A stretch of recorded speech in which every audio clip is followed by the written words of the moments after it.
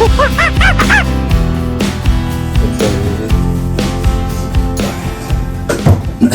funny because welcome back everyone. How's it going? Yep. Episode 3.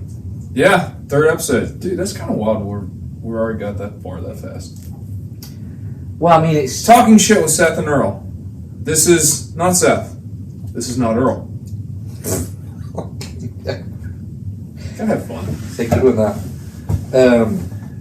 This is, I'm sure like all 3 of the guys that are watching this, my dog, his name is Tangel. My fiance, she had the dog when I met him. He became mine. He is now mine. Tangel, odd name, but her first dog, she really loved him. He had a name began with a T, and she said it was her angel.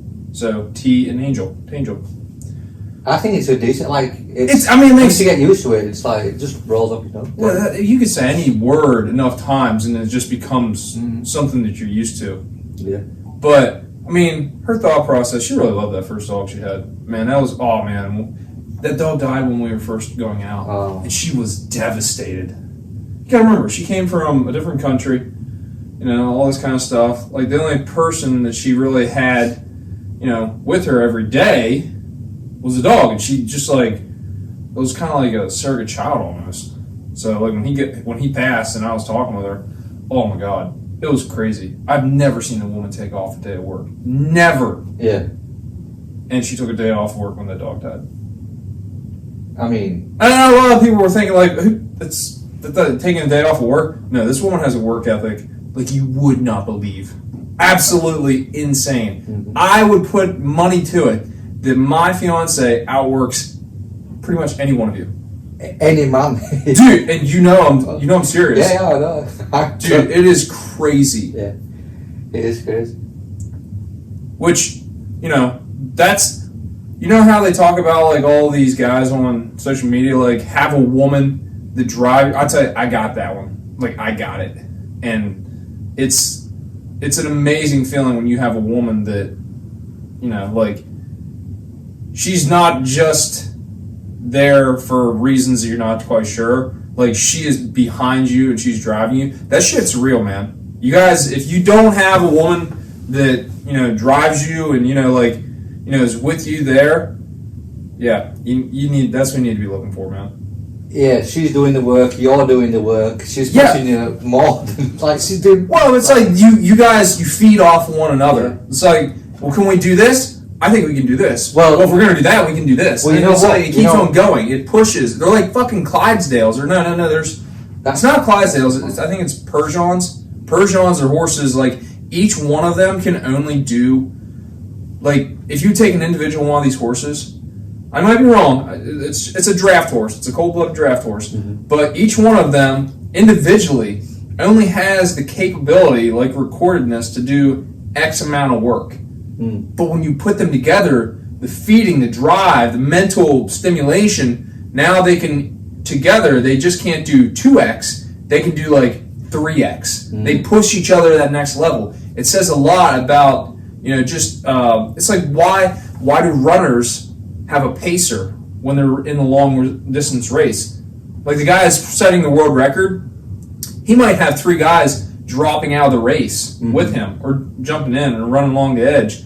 And what they're doing is like they're pushing him. Yeah, they're pushing him. You can go so far, but say this guy that is the first guy that he's his pacer, what he does is he's sprinting his ass off, his own personal best, and that is pushing like the really good guy to keep up with that, to keep that pace so that he can push ahead. And the next guy does it, and the next guy does it. It's a going on like that.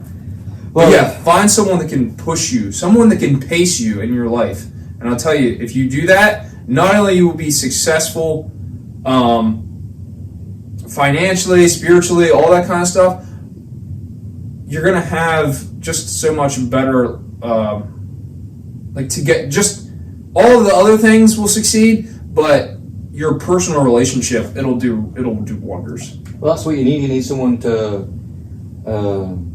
stoke the fire, Yeah, absolutely. Otherwise the fire dies. You have to grow together, or you don't. Well, think of it this way: if you just have one person in a relationship that's doing everything, and then you have another person that's just a couch potato, and that's a lot in this world.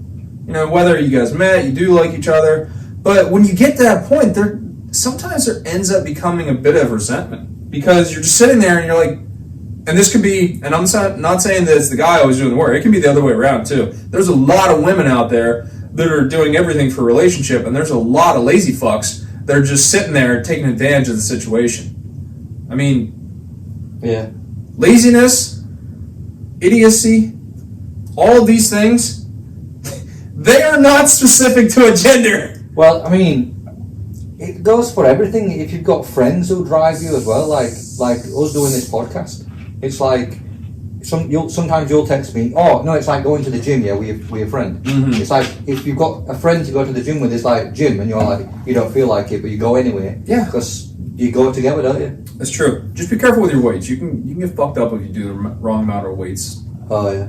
Like I had a back injury when I was 23. It was just not smart doing certain lifts. But yeah, be careful in the weight room. And also, I'm gonna get shit for this one. Okay. We haven't got any shit yet, though. I mean, but okay. What I'm gonna say is, if you're 6 foot, there's a lot of guys out there. If you're 5'10", 5'11", whatever. If you're 6 foot, you're roughly like 180 to 200 pounds. You really have you're not a professional athlete. You don't have any incredibly amazing things that you're doing. If you're just working a mundane job and everything like that, I'm not saying that you shouldn't lift weights. I'm just saying, though, what is your reason for doing it? Like, no, don't not do it, but like, don't fuck your body up for the long run for a short-term goal. It's like, okay, like if you, like deadlifts. Deadlifts are a perfect example, and you'll hear a lot of people talking about this. Deadlifts, unless you're doing it for just for the sake of deadlifting, it really doesn't have a whole lot of value for anything. Like professional athletes don't really do deadlifts. They do power cleans, they do squat cleans, they do all this kind of stuff. Not squat cleans, but they'll do like power cleans, hang cleans, stuff like that. They're building explosive movements. Deadlift, you're doing a lot of weight for not a lot of reward, and it has a high likelihood of injury. So that's what I'm saying. Just play that to your mind, okay? Because I know me and it was me, Harold, and Tyler when we were younger, and I wish to God I would listen to this because the back injury it messed with me for a long time. But we were talking, and I just kind of said one day I was like, you know, not talking shit on anybody, but like we're big motherfuckers. Just naturally we are stronger than probably 80% of men. That's just what it is. If you're 6 foot and you're like 200 pounds, and you can just pick up, you've got the genes there. Yeah, like if you can just pick up a dumbbell that's like 55 pounds without having to go to gym and just curl that shit, congratulations, you're already past like most people in the world. So just keep that in mind. Now, if you have goals like, hey man, I want to enter triathlon, I want to do all these kind of things, maybe I'm on the verge of being a professional athlete. Well, yeah, I understand all that kind of stuff. But sometimes if you're just going to the gym and ego lifting, it's like you better be careful because that shit will fuck your body up. And yeah, you do one wrong set and you're done. Yeah, I had a guy when I went to college, brilliant guy. He was just smart. He was smart to the level where it's like, why are you that smart? Mm-hmm. And he would he had a plan. He's like, I'm going to go to med school, I'm going to graduate, and I'm going to have that. But he's like, I'm going to party my ass off, I'm going to do these things, I'm going to enjoy my stuff. He said, but that's it. And I said, well, what about like staying in shape? He's like, what for? And I was like, because I was doing sports. I did track and field, and I did football in college. I said, well, what for? He said, what's the point? He said, I'm not fighting anyone. He said, I am the kind of individual I don't want to fight. He's like, I would just, if somebody talks shit, I just walk away. I was like, okay. I said, but what about? He said, plus he said, I can push, I can do this kind of stuff. He said, and he was like 6'2", and he's like, but what am I doing it for? And at first I was like, that's fucking stupid. But ultimately, if you want to look at society as a whole, it's like we got to the point where it's like, yeah, okay, there are individuals in their life that are going to go their entire life without ever having a confrontation, without ever having to fight somebody, without really ever having to pick something up that's that heavy. Yeah. You can hire a mover. It was wild to me growing up because we grew up poor, basically. As a kid, we had to get into fights a lot because my dad was got Elvis hair. So we had to fight a lot, which is good because it teaches you how to fight and teaches you how to get punched. But when I was growing up when I became a teenager, there was this guy who was like 25, and he went to a nightclub one time, and he got into his first fight at 25, and I was like, and he got his ass absolutely kicked. Yeah. But like, some people don't need to fight. Well, there's something, there's the old saying, it's better to be a warrior in a garden than a gardener in a war. But it's like, yeah, I get all that stuff. I get the David Goggins mentality. I get the jiu-jitsu, be ready for anything at all that time.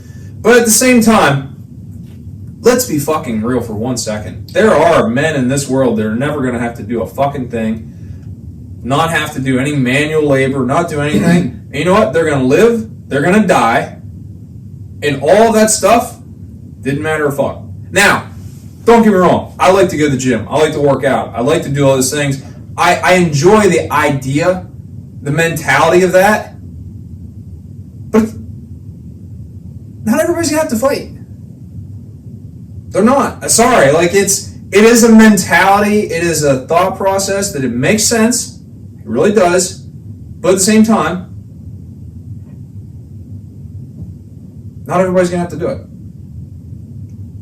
Is that justification for not doing it? So you need to find a decent why to go to the gym. Yeah, that's what I'm saying. For you. Now, I don't want to.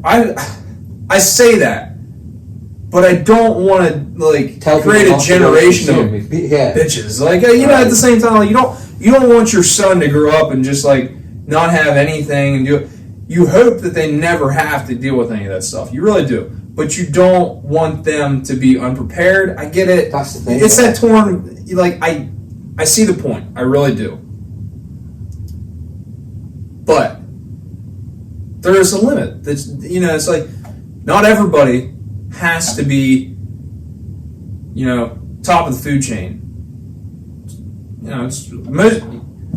Earl, you're not going to be a professional UFC fighter. Sorry. I love UFC, by the way. I really do. Me and my fiance, we absolutely love it. Brought my dreams. I know. And that's the thing. It's like, I don't know. I mean, you're not discouraging me from working out, though, because and that's the thing. I'm not doing it for that reason. It's one of those things. It's contradictory to some point because you don't want people to be bitches. Yeah. But at the same time, it's like I guess that'd be the way to say it. Be fucking smart about it. I think if you know where you're gonna be, if you're not in your 18, if you're not 15 to 25, if you're not in that range, and you're in your 30s and everything like that, know what you're doing, and then act accordingly. It's okay to stay in shape. It's very good to stay in shape, but you don't have to go out there and try to become the Incredible Hulk. Yeah, you don't have to try to. Why fucking take steroids at 30? That's what I'm saying. If you know, I see these guys at the gym sometimes, and they're older than me, and they're fucking in there doing this and that. It makes them happy if that's what it is, okay. But I feel like there's a lot of pressure from society sometimes that's saying that, you have to do this, you got to do this. It's like David Goggins, everybody, is First, the guy was in the military, okay?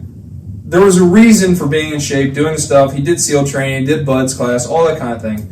There was a reason he was what he was then. Now that mentality stayed with him his entire life. But if you look at it, it's like not everybody is going to have that mentality. And I'm trying to say it's like if you're not, well, that doesn't matter. Now, be the best that you can be at what you're doing. I agree with that mentality.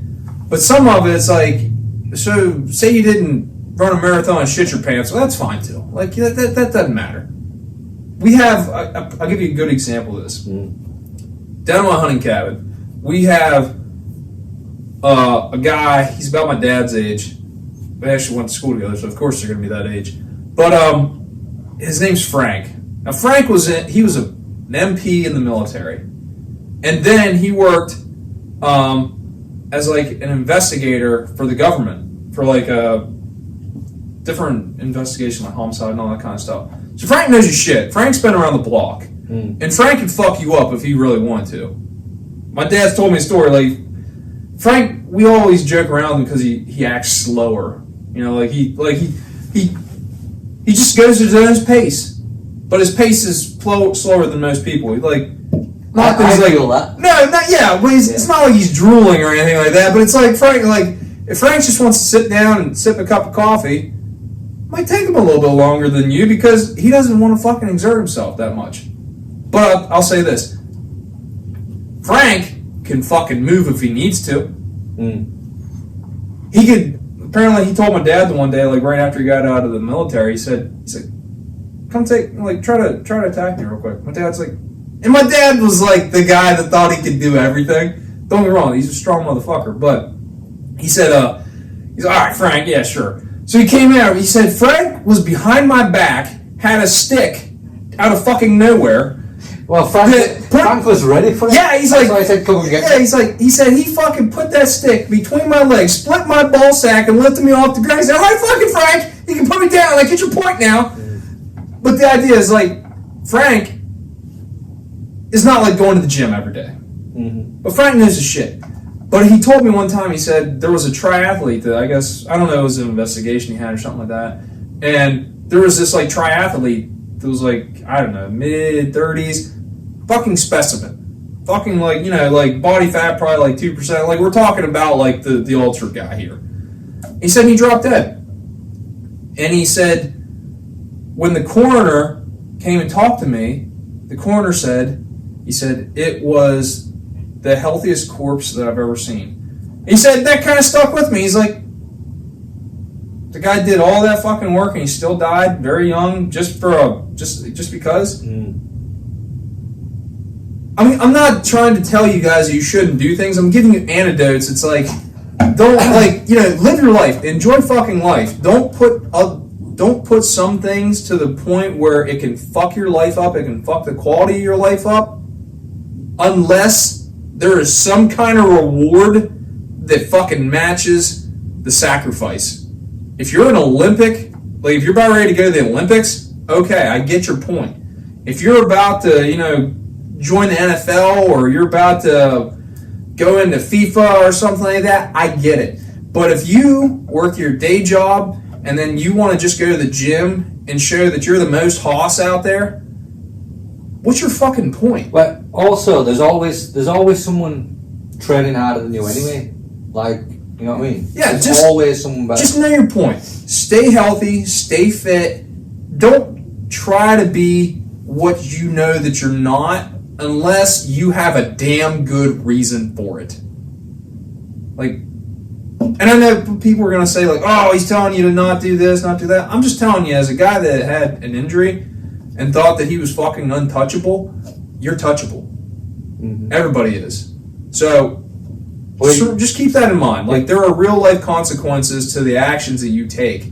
So, keep it in mind.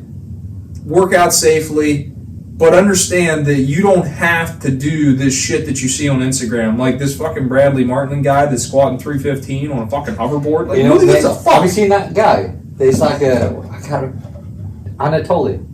He's like is it like a competitive lifter or something? He's big, strong as fuck, yeah.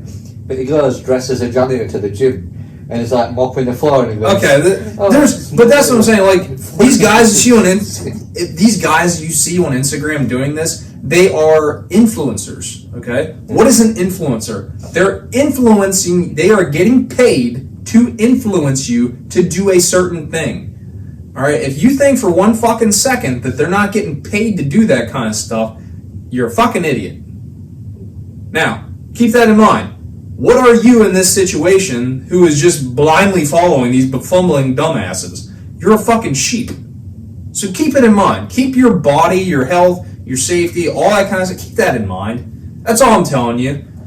Because if you don't, you only get one fucking body. And guess what? When people say like, oh, well, your back, you know, you can get fusions and all that kind of stuff. If you fuck up your knees, you can get replacements. If you fuck up your back, they don't. The technology is not really there. Okay, you can get fusions done. They suck. You can get microdiscectomies done. They don't always last. Artificial disc replacements, they're not where you think they are.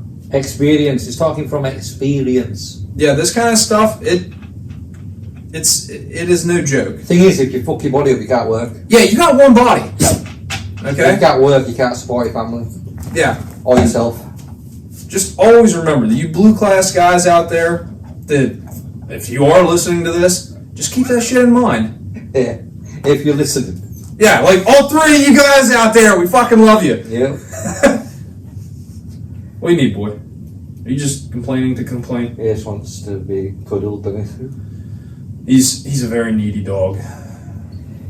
So yeah, I mean, the reason I work out is to stay in shape and make sure I can. Well, scientifically, it's good for you. No, it is. Staying in shape, staying healthy, having cardiovascular endurance is a good thing.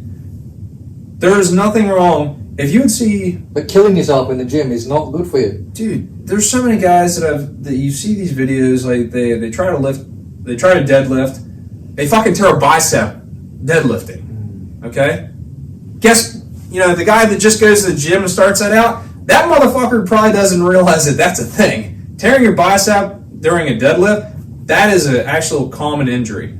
All right, fucking your back up doing squats. We used to call it a. When I was starting out playing football and stuff, a belt was a bit of a joke at first. A little science behind that, but belts are good. If you're going to squat, pretty much always use a belt. All right, and we used to call the thing you put on your neck, we used to call it a pussy pad because we're like only pussies use that. Yeah, but I don't know. Maybe that's kind of true. I mean, I don't know how much that's gonna. It might give you a callus on the back of your neck, but wear a belt. If you want to do a pad, I don't really give a fuck. But I use the pad, okay? Pussy pad all the way. Right? I'm not fucking because I mean I can do it without it, but after a while that bar just fucking just okay. Yeah. That one, I don't really give a fuck if you got calluses or something like that, if you're rubbing your neck or like your arm. I just do it endurance purposes, yeah. You can do more squats with a pad than you can without. Body weight squats. You can do a lot of stuff. I think a lot of people don't. There's a lot of people that can't do a fucking pull-up. They could probably go over to a pull-down bar and they could put on a lot of weight. They can't get on a fucking pull-up. No, they can't do a pull-up. That's true. Yeah, if you can't lift your own body weight, start there. That's a good example. There's a lot of stuff you can do at your home too. You don't have to pay that much money. The only reason I go to Planet Fitness, I like to use the recumbent bike. I don't like to run as much. I like to do that. But I'll do for 20, 25, 30 minutes, and I'll see if I can get 8 miles in 20 minutes. I'll see if I can get 11 or 12 in 30 minutes on the recumbent bike. That's hard. That isn't easy. And a lot of times when I go to the gym, I don't go there. I just go there. I'm not there to look at the girls. I'm not there to do this. Yeah. I go there in ratty looking clothes, but when I leave, I'm covered in sweat. Yeah. And you look around and you're like, where the fuck where's the sweat? It pisses me off so much. Yeah, there's nobody sweating when I go to the gym, yeah. And then you know what's happening. Yeah, when I go to the gym and you wait because there's fucking 2 benches in the gym. I'm waiting for the fucking bench. There's a fucking teenager there on his phone. I'm like, I go to the gym, yeah. I stay there for 40 minutes and I fucking put in the work and I leave. I don't fuck about. I don't look at my phone. I do my sets. I fucking breathe for 30 seconds. I do another set. I'm off the bench in 5 minutes. I'm done. I know what my limits are. I know what I need to do when I get the shit done. I go to the gym for cardio. Yeah. I don't really go for weights. Like I said, I don't really have a need to be stronger. Yeah. And genetically, I'm not like, when I say that I'm gifted genetically as far as strength, I'm saying that just on average. I'm not anything impressive. But if you want to take like I said, you want to take a 50-pound dumbbell and curl, I can do that without having to work out to do it. So it's just like at that point. So there's no need for me to go do a ton more. Mm-hmm. So doing some body weight squats, doing some pull-ups at the house, doing like planks because they're really good. You don't need a lot more than that. Just stay toned. Stay that. Just stay ready. Okay, if you want to say stay ready, that's ready, fine. boys. But if you want to stay ready, take some self-defense classes. Take a Brazilian Jiu-Jitsu class. No, ready to run, bro. Oh, ready to run. Yes. Okay, that is real. Do it like this. Do a thing like a rule 5s. Like if you're ready, like be able to lift something for 5 minutes. Be ready to do like boxing or squaring for 5 minutes, and be able to run for 5 minutes. All right. If other than that, you don't really need to do much. Yeah. If you're ready for that, you've already surpassed pretty much everybody that you have to worry about in this world. Yeah, as you get older. And if you're that concerned about safety, get a fucking license to a concealed carry permit. Unless you're in England. Unless you're in England, get a machete. Yeah, that's right. You guys aren't allowed to have guns, right? It's ridiculous. There's guys in the streets with fucking... Do you guys really not have that many shootings, though? Samurai swords. Samurai swords? Yeah, they pull samurai swords. Okay, I would be honest with you. If I see somebody pull a samurai sword, I am walking the other way. Yeah. I'm not an Aikido master, so I'm not going to do it. I'm not doing anything with it. That's why you have to be able to run. Yeah, it's like, okay. Because it's like he's standing over there and he's got a knife, yeah? You say, okay, bye. Yeah. In the United States, though, for that purpose, yes. Be ready to run in England. And if you're really that concerned about your safety here, okay, 2 things. Well, 3 things. Take a self-defense course that has a combination of wrestling, BJJ, and boxing. And get a concealed carry permit. And practice with it. Mm-hmm. Outside of that, what more really protection you need? Have a shotgun at your house in case somebody breaks in. Okay, a shotgun, everyone's going to say like, oh, you need this, you need that. It's like, if you want to get... I can't say do a sawed-off shotgun because I think that's illegal. But you can get like a shorter shotgun that, you can kind of get around corners a little bit better. And for a home defense, it's going to fuck your ears, but any gun that you shoot inside is going to fuck your ears. But there's a reason that you use shotguns. Well, it's like I said to you, shotguns don't... You don't have to be too fucking accurate with the shotgun. Now, that's why you want something shorter, because it'll spread out a little bit more. The barrel, anyways. If you have a long barrel, the longer the barrel, the longer the twist, which means the longer the time that it all stays together. The shorter, it spreads out a little faster. It widens that. But yeah, a shotgun for home defense, I guarantee you, if you shoot with a shotgun, if you shoot twice... In the general direction. Yeah, if you shoot twice, you're going to hit it. Okay, but yeah, outside of that, what do you really need? Going back to your point about England and guns. Yeah, I'm curious about this kind of stuff because here in the United States, everyone talks about like gun control or getting rid of guns and all this kind of shit. And I'm obviously, Second Amendment. I think it's a good thing to have your weapons. I agree.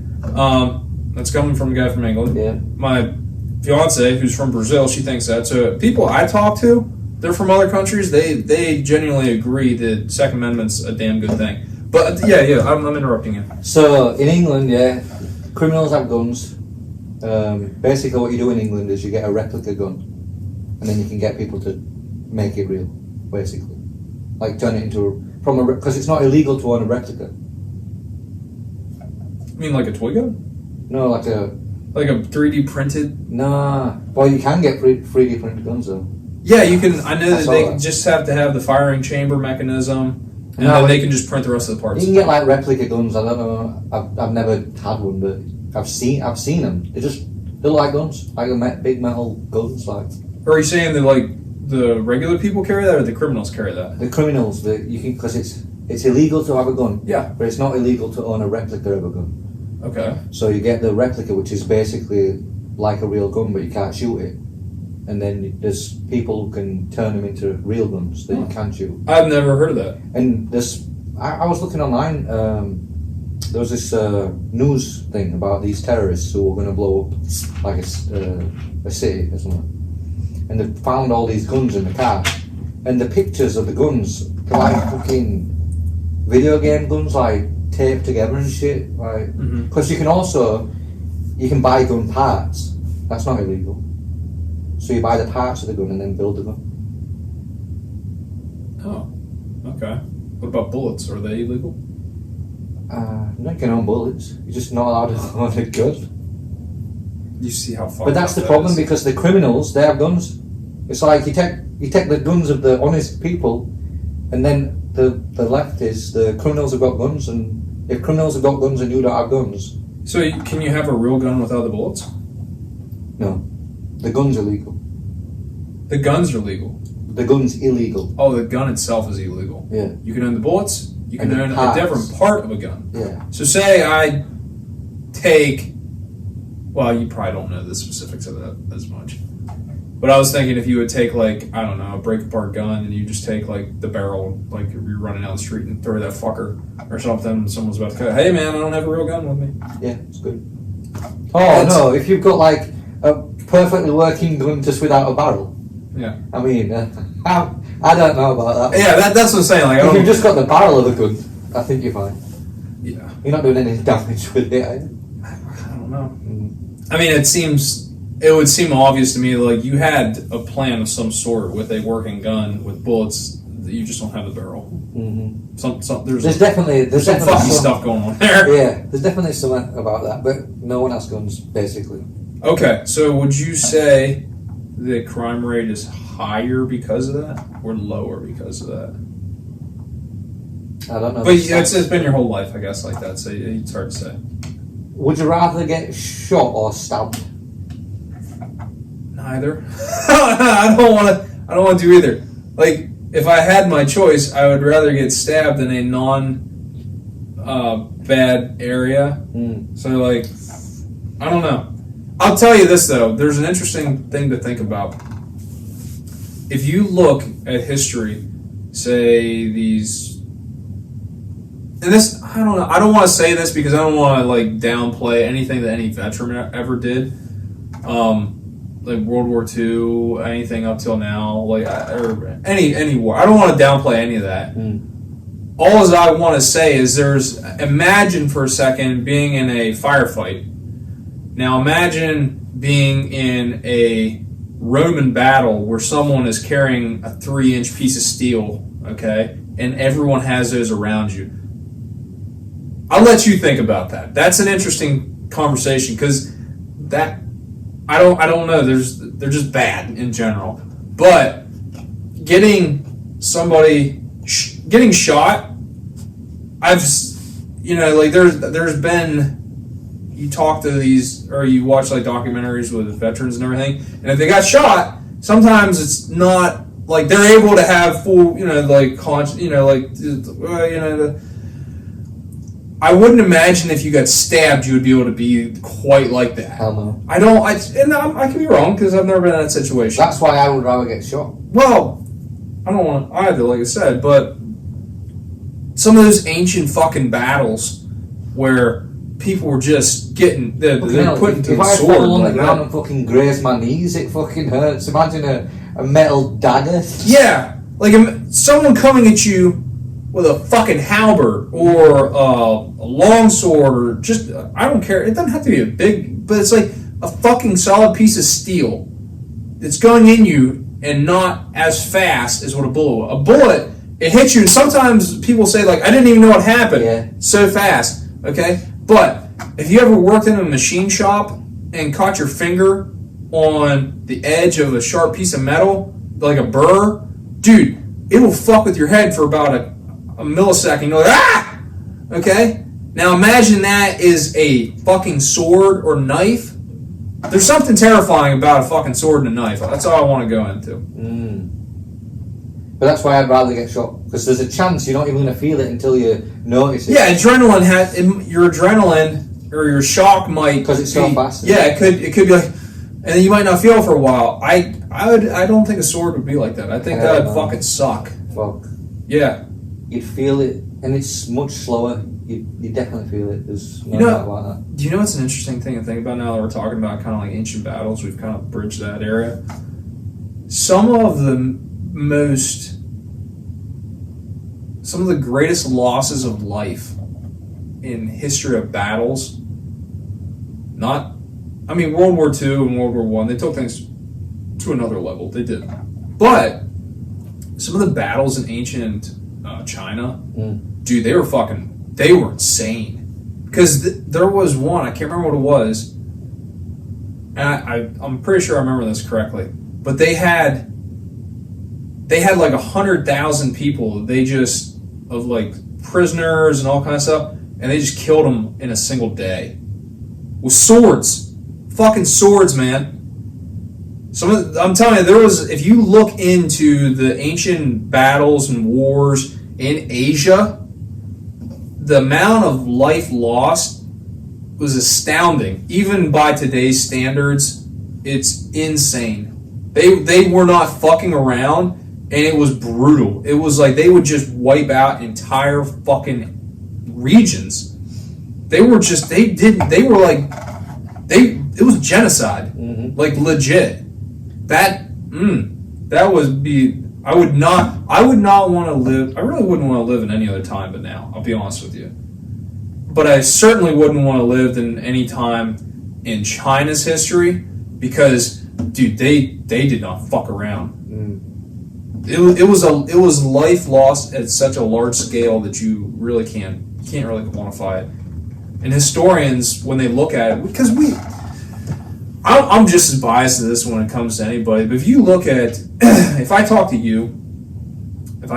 anybody that is like of Caucasian descent or something, when we talk about battles and stuff like that, we're usually thinking about the United States or in Eastern Europe.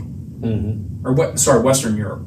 We're not thinking really the rest of the world. You got fucking South America, you got Africa, you got all of Asia, you have all of the Pacific Islands, you have all of that stuff. The world's fucking huge. But for some reason, we really are kind of just like in our own thought process when it comes to that kind of stuff. Because you look at things you identify with. It's just kind of how it kind of works that way. But yeah, if you really actually dive into it a little bit more, it's a big world. That's a good point. You identify with those things because. Well, how do you not? That's the thing. Like, it's like I'm from England, yeah. So if I'm in America and I see any other British guy, we immediately become friends. It's fucking dumb. But if I met that guy in England, it'd be just the regular old. Yeah, if I was in England, I met a guy from California, I'd be like, dude, you're in the United States? Exactly. He'd be like, yeah. I'm like, okay, but if I meet a guy from California here, I'd be like, dude, you're from a fucking long way off. And he's like, yep. But if you're in another country and you see someone from your country, it's totally different. You click immediately. It's wild. Yeah, when we went to London, we talked with. Yeah, we really didn't see a lot of Americans. That was kind of. Yeah, you don't. And when the British people hear an American accent, I think they like it too.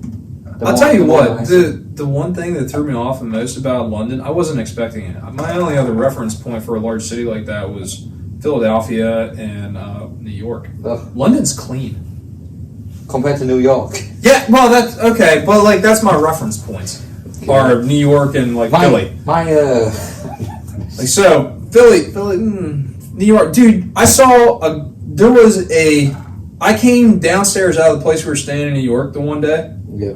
Because we had the dog. And we were only there for like 3 nights. Very, very, very small. We're not rich by any means. So like we went on a budget. We looked around for a good priced place.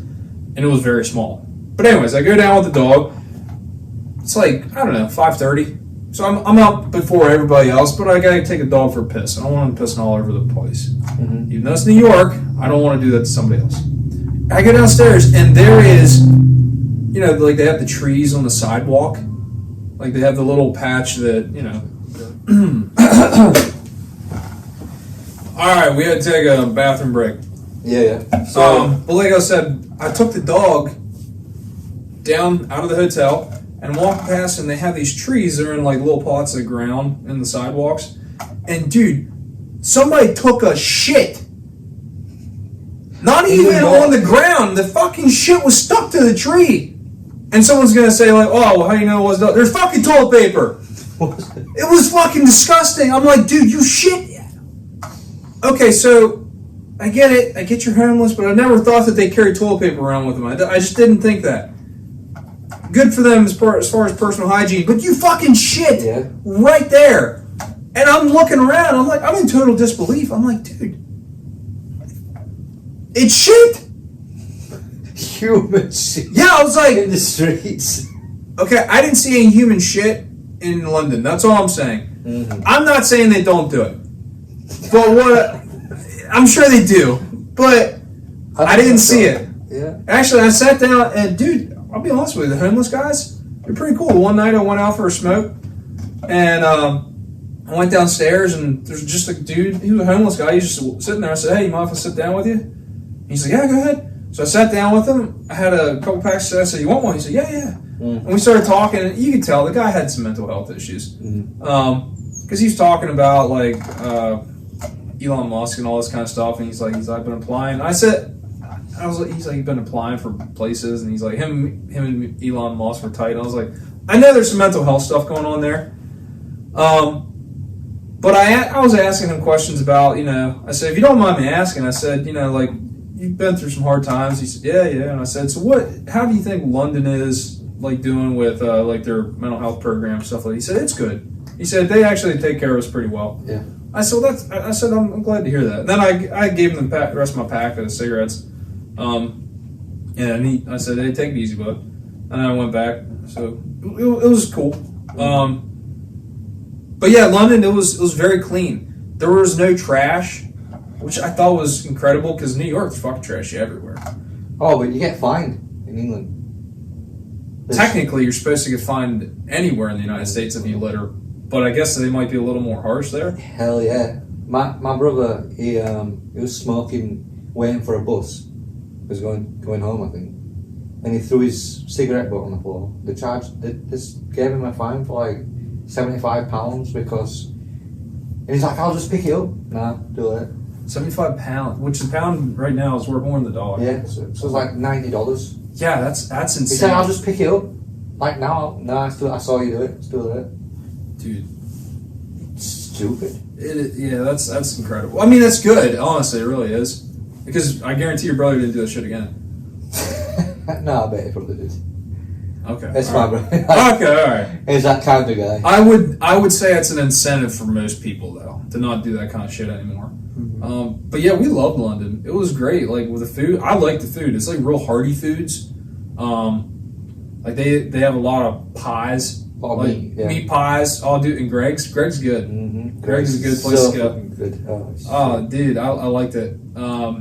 They had the pies. They had the fish and chips. I like the fish and chips. But they had everything. Like, it was. You know what I thought was surprising? There's a fuck ton of KFCs in London. There's a lot of them. Not like every corner, but like more than... I wasn't expecting KFC to be very popular in London. Mm-hmm. It just wasn't. What about the... but you was in London, so it makes sense. Like, it's alive, innit?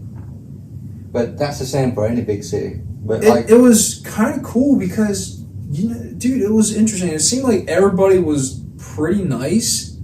Like, we were walking the street, and all of a sudden, out of nowhere, we turned the corner, and there's a group of people dancing in the street. Like, they had music, and it was like an organized dance. We went over to it. Michelle jumped in for a little bit, and I was kind of I dance, but I don't dance to real good songs, and it's embarrassing, but it's always a show. Yeah. But it was cool. Like, everybody was getting along. We went to all the museums. Dude, I loved London. I'd definitely go back. And it wasn't that expensive either. Yeah, but what I'm saying is, in England, especially in the towns, like just in a small town, it's the city. Well, the town centre is alive. Like there's people on the streets. There's people going to the pubs.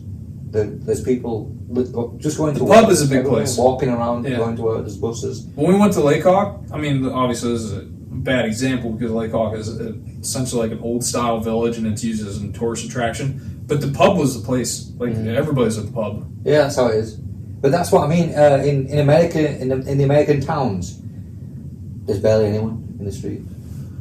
Yeah, if you're in the streets of the United States in the middle of a town, unless there's a festival of some kind, no one's out there. Yeah. No one's out there walking around. Like it's kind of different. Yeah, in England, you just go out. But you guys, like you said, that you didn't drive in England. Yeah, no, we just walk and catch a bus occasionally, but mostly walk. Yeah, so public transportation and walking, that's a big thing over in London. Or not just London, but England. You have the sidewalks. Like we got sidewalks too, but people don't fucking use but I could much. walk from my house on the sidewalk, and I could get into town. Yeah. Sidewalks. But here, to get into town, there's roads without sidewalks. Yeah, that is true. So you're walking on the road. Just get a car. Yeah. I don't know. I thought London was pretty cool. The one thing that threw me off the most about it, though, we went on that tour thing we went to Windsor Castle, then to Stonehenge, then to Bath. Bath's a fucking cool place. It's a World Heritage Site. I didn't know that. And all the buildings look exactly the same. They use the same, I think it's soapstone. And it's all like this beige color. And they said they can't build anything in that city without having approval from the board of whoever. And it has to have that color. So it's all uniform. It looks really cool. I'd spend another couple days in there. I thought that was awesome.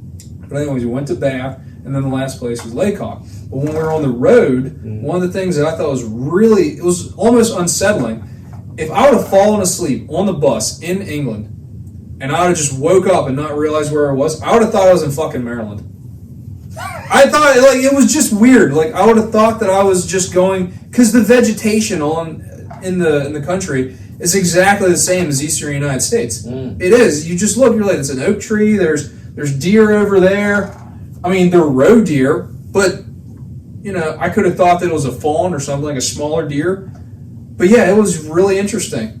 And I woke, like I thought that, man. I'm like, there's a lot more sheep in England. Did you notice sheep? Not as many. No, the road that we took, it probably just didn't have a lot. There were sheep, but there were also pigs, and then there were also cattle. I rarely see sheep in America on the road. There's some places around here. Like I saw like it's rare though. Yeah, I just know I'm from around here, so I know where they're at. You used to see cows. Yeah, like you just drive by farms, you know where like the different things are because you've driven past it so many times, so you're just used to the surroundings. But I didn't notice as many. In England, I think there's more cows here, shitloads more. Well, but I think mutton is a more common dish over there than it is here. Yeah, we don't eat. I very rarely, maybe like a couple times in my life, if I ever had sheep to eat here in the United States. But over there, it's on like every menu. Yeah, I always get it when I see it on the menu. Yeah, mutton or lamb. Yeah.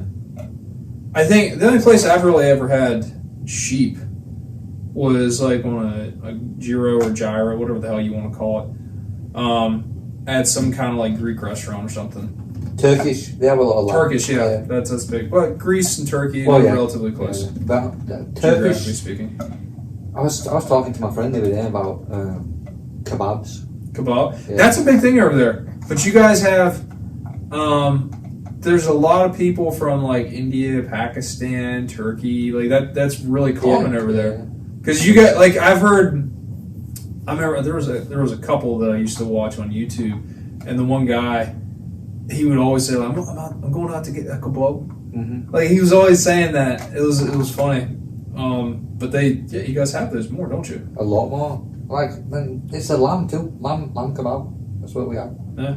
Every fucking weekend or so. fish and chips, lamb kebab, chicken vindaloo. So good. I have to say, and my fiance didn't like the food nearly as much over there as I did, but it's more of a very hearty type of meal. It's savory meats and stuff like that. Now you can go into McDonald's, you can go get sushi, especially if you're in London. You can go get anything you can think of as far as eating.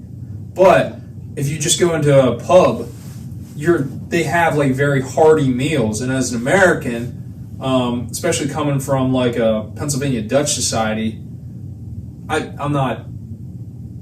How would I say that? Like when I say Pennsylvania Dutch, like I have German descent and everything like that. I'm not Amish or Mennonite or anything like that. But like our society around here, we kind of value hearty foods. At least it used to be when we were growing up, like meat and potatoes type stuff. That was a big. Yeah. You guys got that. I thought that was awesome. You know the one other things I thought? Every fucking pub was amazing. Dude, you walk into a pub and like you go to a pub here and it's like kind of broken down. There's one guy there. Well, not just that. Like everything was like the stuff there. You look where it's like brass fittings and everything. It's all real. The marble out front, like for the statues and like the arches and everything, it's real stone. If you go to New York and you look at that kind of stuff, it's got like a plaster mold on the outside of it to make it look like what it is in London. It's fucking real. Huh? Any churches? Dude, there's a ton. Oh, every building over there, like it is, the architecture is fucking amazing. Yeah. It's cool. Yeah. It's all real. It's all real stone. Like I said, I like the details and everything. So like I'm looking at it, I was like, that's real stone. Like that's real marble you guys have in front of this random pub that has nobody in it with amazing detail and craftsmanship on the bar and the booths and everything. We walk in, I'm like, this place, if this was in the United States, this place would be fucking packed. And the prices for everything would be so expensive that I personally would never even think to walk in there. Yeah. You walk in there and they're like, hey, you want a beer? Or I was like, there's nobody in here. They're like, yeah, it's kind of dead right now. Yeah. I was like, how much is a beer? And they tell me, I'm like, that's an average type. That's an average price for a beer. But it was so amazing, the building and the architecture and all the detail. People don't put that much care into shit nowadays, do they? Not around here, I wouldn't say. Not, especially not in New York. Like if you go to the right area of town, it looks nice, but you're going to pay for it too. Over there, it's just like that's just what they do. That's just aesthetic. Yeah, that's just the aesthetic. I'm like, holy fuck, man. So I got a real kick out of it. I thought London was awesome. Yeah, the pubs, like you said, you went in there and it was like empty. Yeah, it was like the weekend, mate. The weekend. Now that was London. I'm sure the pubs. Now that was just one pub, and that was like like around like 2:00 or something like that. But then in the evening, all the pubs they're the place to be. Yeah. Going back to the food. That's funny that you mentioned like the hearty meals in England, because when I think of American food, like old American kind of like. I think of McDonald's probably. Well, yeah, because that's just like that's our big American thing. That's our company that took over. But like the old American food, like the fucking what is it, mashed potato gravy biscuits. Mashed potatoes gravy. I don't like it. Really? Mm-hmm. But I think maybe it's because I don't like the bacon here. The bacon? Yeah, mashed potato. Now hold on. Oh, you could have insulted a lot of things, and I would have been okay with it. But motherfucker, you just insulted American bacon. Mm-hmm. Fuck you. With all due respect as a friend, fuck you. That's American bacon, okay? That's insane. You try bacon in England? I've had Canadian bacon. I don't know. No, it's totally different. There's more ham to it over there. There's like more meat in it. Not as much fat. It's not like a fucking. Why are you whining, boy? You need to go outside? Want to go? Come on. You didn't try bacon? I had an English breakfast. I thought that was interesting. The beans for the breakfast is a little different. Yeah, I don't like the bacon beans. Come on. Yeah, the beans for the breakfast. Yeah. That was a little different. I went to we tried to find like the best one in London, but there's so many of them. Yeah, the full English breakfast. It was like beans, toast, black pudding, tomatoes, mushrooms, bacon, sausage, eggs, hash browns. It had everything, and I was just kind of like, the beans and the tomatoes was just a little different. Mm-hmm. I mean, I ordered it because I wanted to try it. Yeah, you wanted the experience. Yeah, I wanted the experience. The full English breakfast. I thought it was different, but the beans here, they have added sugar. The sweet. Yeah, a lot of like Bush's baked beans and stuff like that. So sweet. I go to fucking Wegmans, and I buy the fucking English beans for like $7 a can. Does it have like a tomato base in it? Yeah, it's English beans. Heinz, baby. Yeah. Good shit, man. Yeah, I did like London. I thought it was cool when I go back. But what were we talking about before we started going off on that? We were talking about ancient battles and stuff like that. I have no clue in it. It's like after these podcasts, I have to fucking rewatch the things. Yeah, I know. Sometimes we cover quite a bit of material. You know what? The first episode of the podcast. After the podcast, I was like, "Whoa, that went some fucking places." But then when I watched it back, it was quite. It was quite constant. It was quite. Well, it's not like we're on fucking meth and just like, dude, like. No, but we're talking about the walls, and then we're talking about like the Declaration of Independence, and then we start talking about Asia, and it's like, where the fuck are you doing? No, it's like it has a leeway. No, yeah, it's just interesting things pop up. It was quite good because, like I said, after the first episode, it was like, whoa, we just covered everything. We're done. Podcast done. You know. Yeah. Second episode, we covered a shitload too because we started at because I was editing it today. I think it was like 2 hours and 25 minutes or second. Yeah, we started talking about washing dishes and how the waiters put the thumb on the forks and knives, and then we ended on fucking personality, compassion. Yeah, that's interesting. You know, this is gonna sound weird, but I kind of want to go back to dishes for a second. Oh, yeah. There's an interesting thing that I was reading. Everybody knows that lead's bad for them now. They do.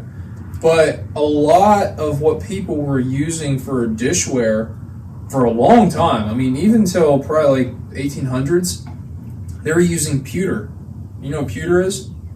I think it's a combination of, it's definitely got lead in it. I want to say it's silver and lead. I might be wrong with silver. It might be like tin. It's definitely got lead in it. Yeah, but it's definitely lead.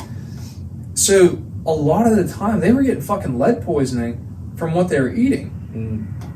Well, not so much just base eating, but if they ate anything that was like acidic, that's why originally they thought that tomatoes were bad for you. Tomatoes have an acidic base to it. Yeah, it's because they had lead. Acidic base. I say it's acidic. It's not a base. Yeah, they had lead shit in it. Yeah, so the tomatoes would leach the lead out of the fucking plates. It's just like that plastic bottle.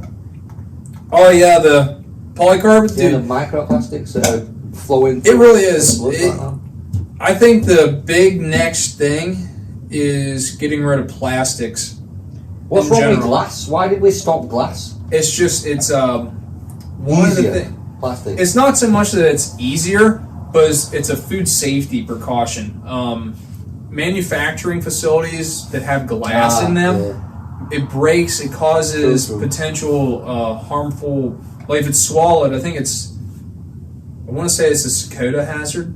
Sakota is like one of the things that talks about like what is food safe and not.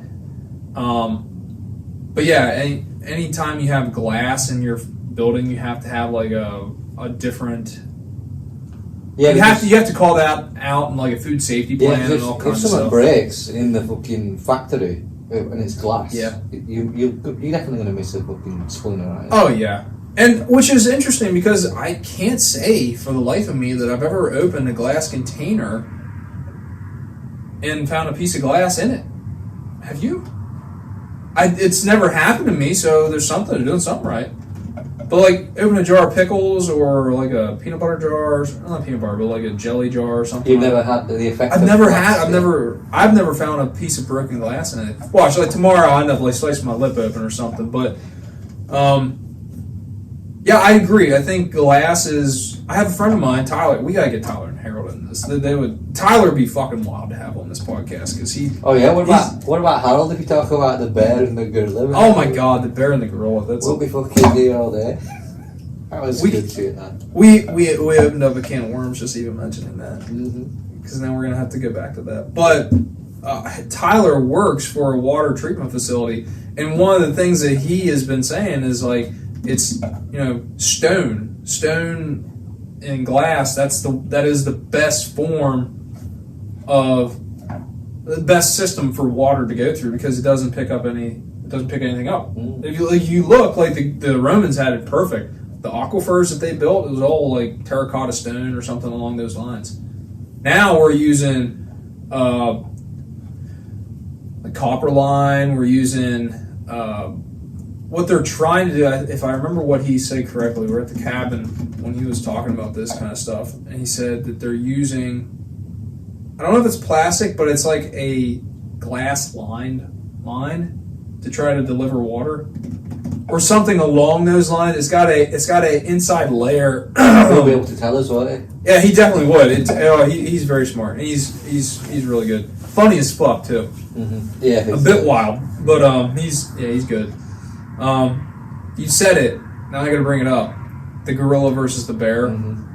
Dude, a fucking bear would destroy. We agreed. Yeah, like there was no doubt in my mind that would happen. That motherfucker is a land predator. Yeah. So the thing is, they are sharks of the land. Okay. What was if a gorilla was the smartest gorilla in the world? It was the largest gorilla in the world. It'd stand a chance. I'm like, no. Nah. A gorilla. On a scale, okay, anything can happen once. It's just statistics. Yeah. But if you take 100 times. Over 50% of the time, bear would win. Now, a grizzly bear. I'm not saying that it's like the 50-pound black bear that you see or something like that. Yeah, a bear versus like a legit grown bear. You know, I might put it in the. I might make a poll, yeah, and I'll put bear versus gorilla, and we'll see what the viewers think. I think any of you that don't understand predators, I'm not sure. Because Harold understands. Harold understands, but Harold took his advice off of fucking King Kong. Yeah. But I was just watching, I don't know, most people probably don't know what an Indian guar is. An Indian guar is the largest bovid currently in existence. So bovine, that family, okay, consists of all bison, all cattle, everything.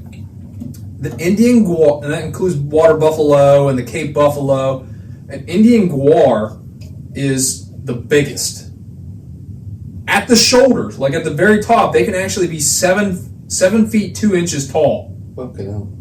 I was trying to find a picture for reference because I couldn't believe that. If you ever seen a 7 foot man in person, I did one time in my life. And I'm not talking about a sporting event. Just in general, I saw a 7 foot man at Sheets. We were doing a Sheets run, American classic. We were doing a Sheets run, like when I was right out of high school. We just got home from we just got done at a hookah bar.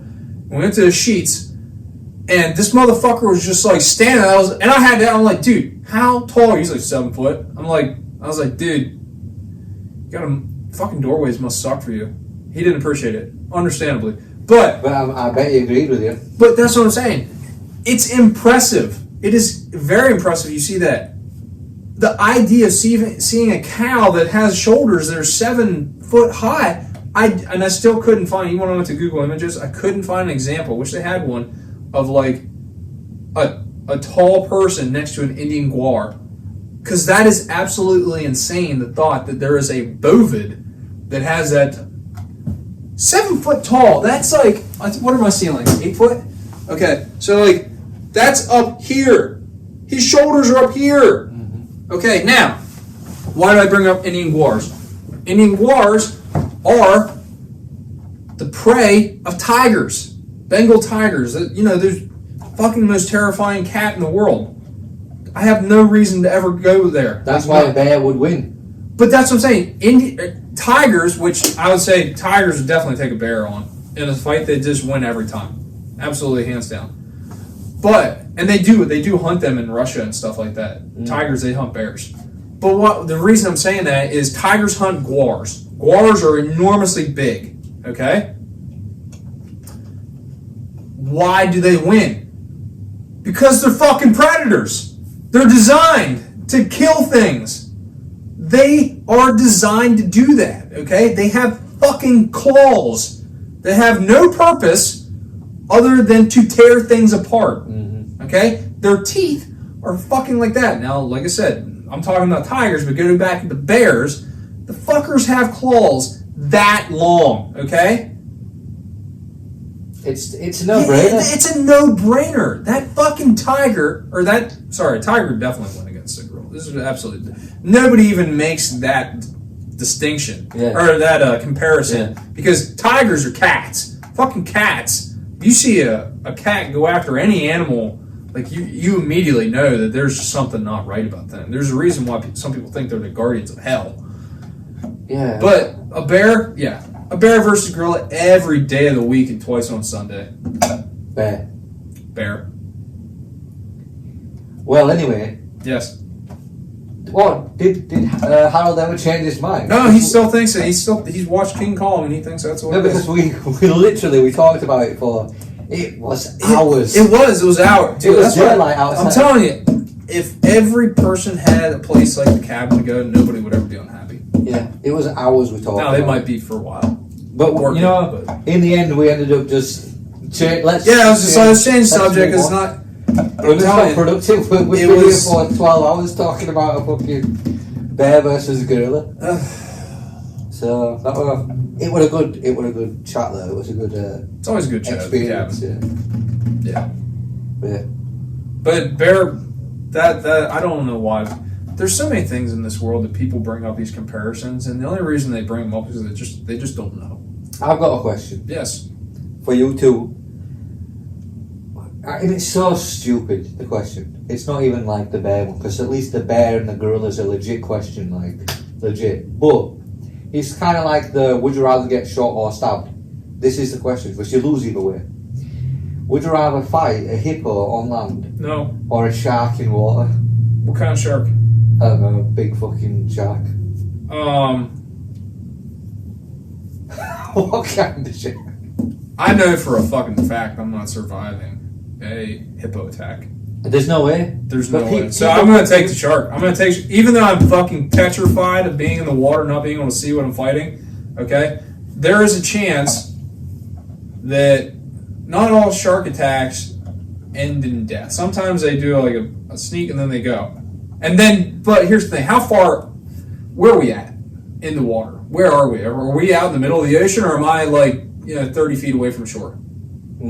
Because if I'm in the middle of the ocean, I'm dead. I don't know.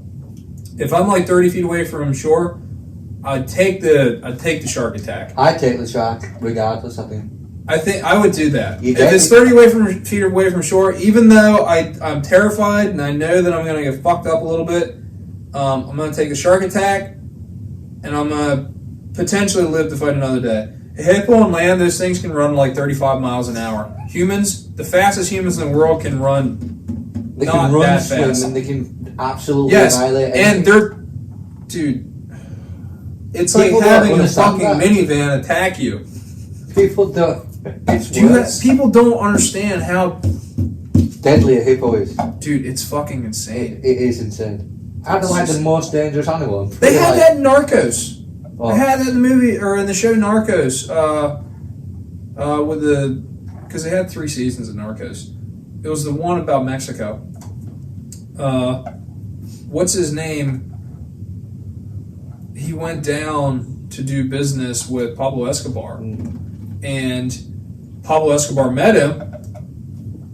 This is going to be interesting when I tell you, but Pablo Escobar, he got hippos. He bought them and took them into his own private preserve area, and he released them, and then he threatened him. He was telling him how fucking devastating the hippos are, and he said, if you fuck me, I'm going to feed you to the hippos. It's terrifying. Now, that's an interesting branch onto this subject. Those hippos, guess what? They broke out. And there's still, there is a population of hippos Yeah, because of Pablo Escobar, there are fucking hippos running wild in South America. That's fucking terrifying. That man, that's a bigger ecological issue. Well, that is something that Pablo Escobar did that is still affecting the world that nobody really knows about. I think there's a breeding population of almost like 400 now or something like that. It's because hippos are beasts. Yeah, like, okay, you could kill them. But I don't know if they really want to go through the trouble of that. I don't know. But I think it's a breeding population of several hundred. That's wild. Fucking hippos in South America. South America is an interesting place, man. I'll tell you, if you want to have a really interesting read, read about Simón Bolívar. I might be messing his name up just a tad, but Bolivia. Everyone's heard of Bolivia, the country? Okay, well, its namesake is this man, Simón Bolívar, I believe I'm pronouncing it correctly. He was his nickname was the Liberator. He grew up down there. He had a childhood where he was sent over. He had formal education in Europe. He came back over and decided that this was. It was between like the Napoleonic Wars and it might have touched on the Napoleonic Wars, but I think it was between that time frame and like the Civil War. I could be wrong. I apologize if I didn't get that correctly. But he liberated like Venezuela, Bolivia, Colombia. He was a standing president of like 3 different nations at one time. It's insane. And they said there was, like, if you look at all the great military leaders for the last like 1,000 years, like modern civilizations, I would say that don't go back into like Aztecs or anything like that, but like a society where they had guns, I'll say that he clocked more hours on a saddle on a horse and more miles than any of them. It was like 10, I don't know if it was 20,000, but it was like over 10,000 miles he traveled on horseback, fighting and liberating all these different places. Yeah. And it was wild. He, like I said, they named one country after him. He was the president of like 3 others at the same time. And he said, now there's controversy whether or not that he was mentally stable at the end of his life. Oh. At the end of his life, he died like in his 50s, but I think he might have had like, I don't want to say if he had a disease or not. I think he did. But they were saying like he kind of became jaded with the whole thing. He was like, it was just like, he's like, it was worthless. It didn't do it. He said, everything I did, I might be paraphrasing a little bit on this, but he said that I plowed the sea. Meaning, okay, what does plow mean? Plowing a field, you turn the ground over so you can plant, or you can let the biodiversity degrade and all that kind of stuff. That's plowing, okay? Now, take a plow through fucking water. Oh, it doesn't do anything. That's what he meant. He's like, it was worthless for me to even try to do this. And he was referencing the mindset of the people in South America. Basically, like, I did all this. We fought for freedom, and it was for nothing because we cannot keep along the lines of like it's just the mentality of people here that it's never going to work, like the democracy or the form of government. He said, look, it's just too wild down here.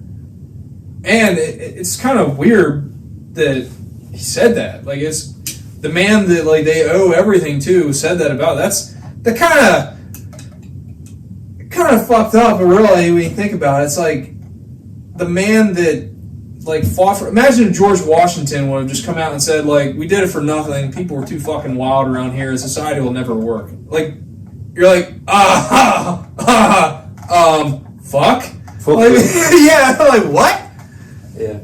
But that's to put it in that perspective. Is like if George Washington would have said that, like it would have been like almost a smack in the face to the entire American society at that point. And that's what the Liberator, Simón Bolívar.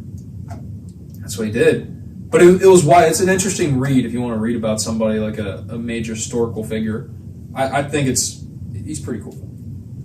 Yeah, you like your history, don't you? I like going down Wikipedia loophole or like rabbit holes. So like I might be reading like the other night I was reading about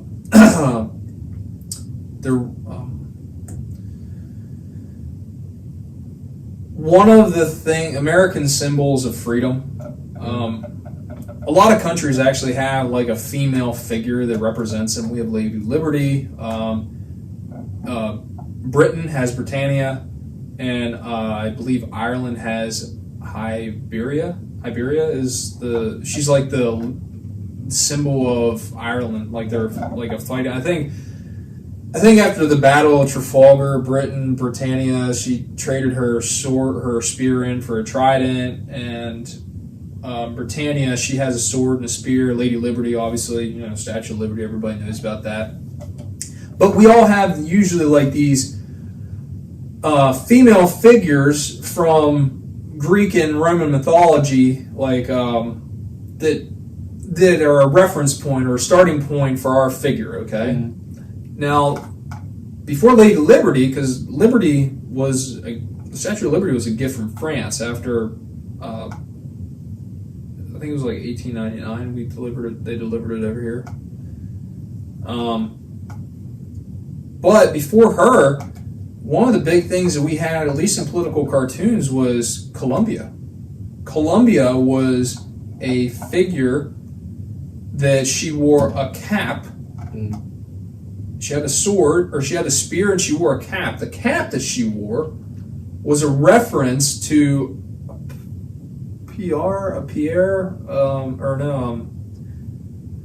I'm butchering the name, and I apologize. But this cap, what would happen in ancient Greece or Rome, it was a symbol of freedom, because whenever a slave would be granted their freedom, they would shave their head and they would put this cap on top of their head. And they'd touch them with a stick or a staff of some kind. Now, both of these are symbols of freedom. She wore one of those, and it was actually a representation of freedom, because America fought for its freedom.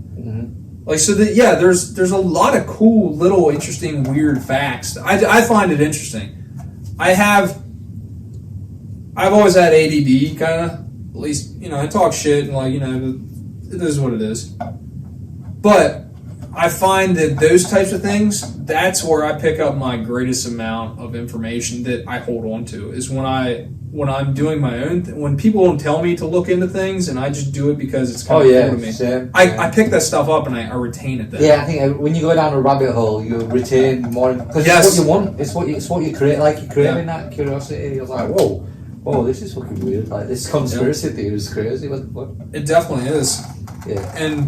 But I thought that was really cool that people don't talk about Columbia, the female figure or the representation of American freedom, as much anymore now that we have Lady Liberty.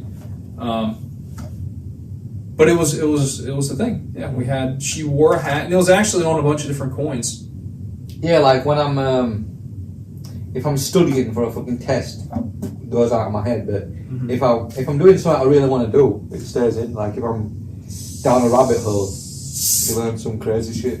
Yeah, I love history. I think I look at history for the reasons that if you don't remember history, you'll never learn from your mistakes. There's a lot of different things that we do today that you can tie equivalents to from history. Plastic versus lead. Oh, yeah, kind of. Different, like, that's a lot more modern. But yeah, you're right. There's a lot of different things. Look at there's going to be, within the next 15 to 20 years, there's going to be a lot of revolutionary environmental things that are going to be happening. I guarantee it. One of the reasons I say that is because there is a finite amount of fossil fuels. There isn't an infinite amount of that. The reason they call fossil fuels, everybody, is because it comes from fossils, and there's not a whole fucking ton of them left. All right? So within the next 20 years, there will be a lot of environmental things there's going to be passed. if you look in the 1970s, it was a breakthrough, like the Clean Air, the Clean Water Act, all that kind of stuff through the. Holy shit! If you fucking, my grandma, she was born in the 20s, 1920s. She's seen like fucking Bugatti. You know what I mean? She's seen trains. She's seen fucking. She saw what? I was just saying like cars, like evolved. Oh, Bugatti. Oh, okay. I thought you said it differently like the evolution. For a second. I was like, I don't. The evolution of transportation, trains, cars, planes, internet, FaceTime, video, TV, fucking DVD. Then we go to fucking digital download shit. My grandma's seen all of that. Imagine a man that was born in 1970 or 1875, and he lived to 2000. Yeah. Because that's a possibility. You can live to be like 120, 125 around that area. And I think it actually says in the Bible that after a certain point, God decided that people, because they used to be able to live a very, very long time, they said they can only live like 120 years. So say we just go at that 120 year mark, just because I get to say it because I'm in the podcast. But, so say 1880. We'll go 1880 until 2000. What did that individual see? Everything. Pretty much the only things that they really didn't get to see. Now, I'm just basing this just a little bit here, or I'm limiting this. But okay, they didn't see the advent of a firearm. They didn't see the advent of the telegram. They might have actually. I can't remember when the telegram started, but I don't think they saw that. No. There's telegrams in the Civil War, so definitely not. So they didn't see that. They didn't see the advent of the steam engine.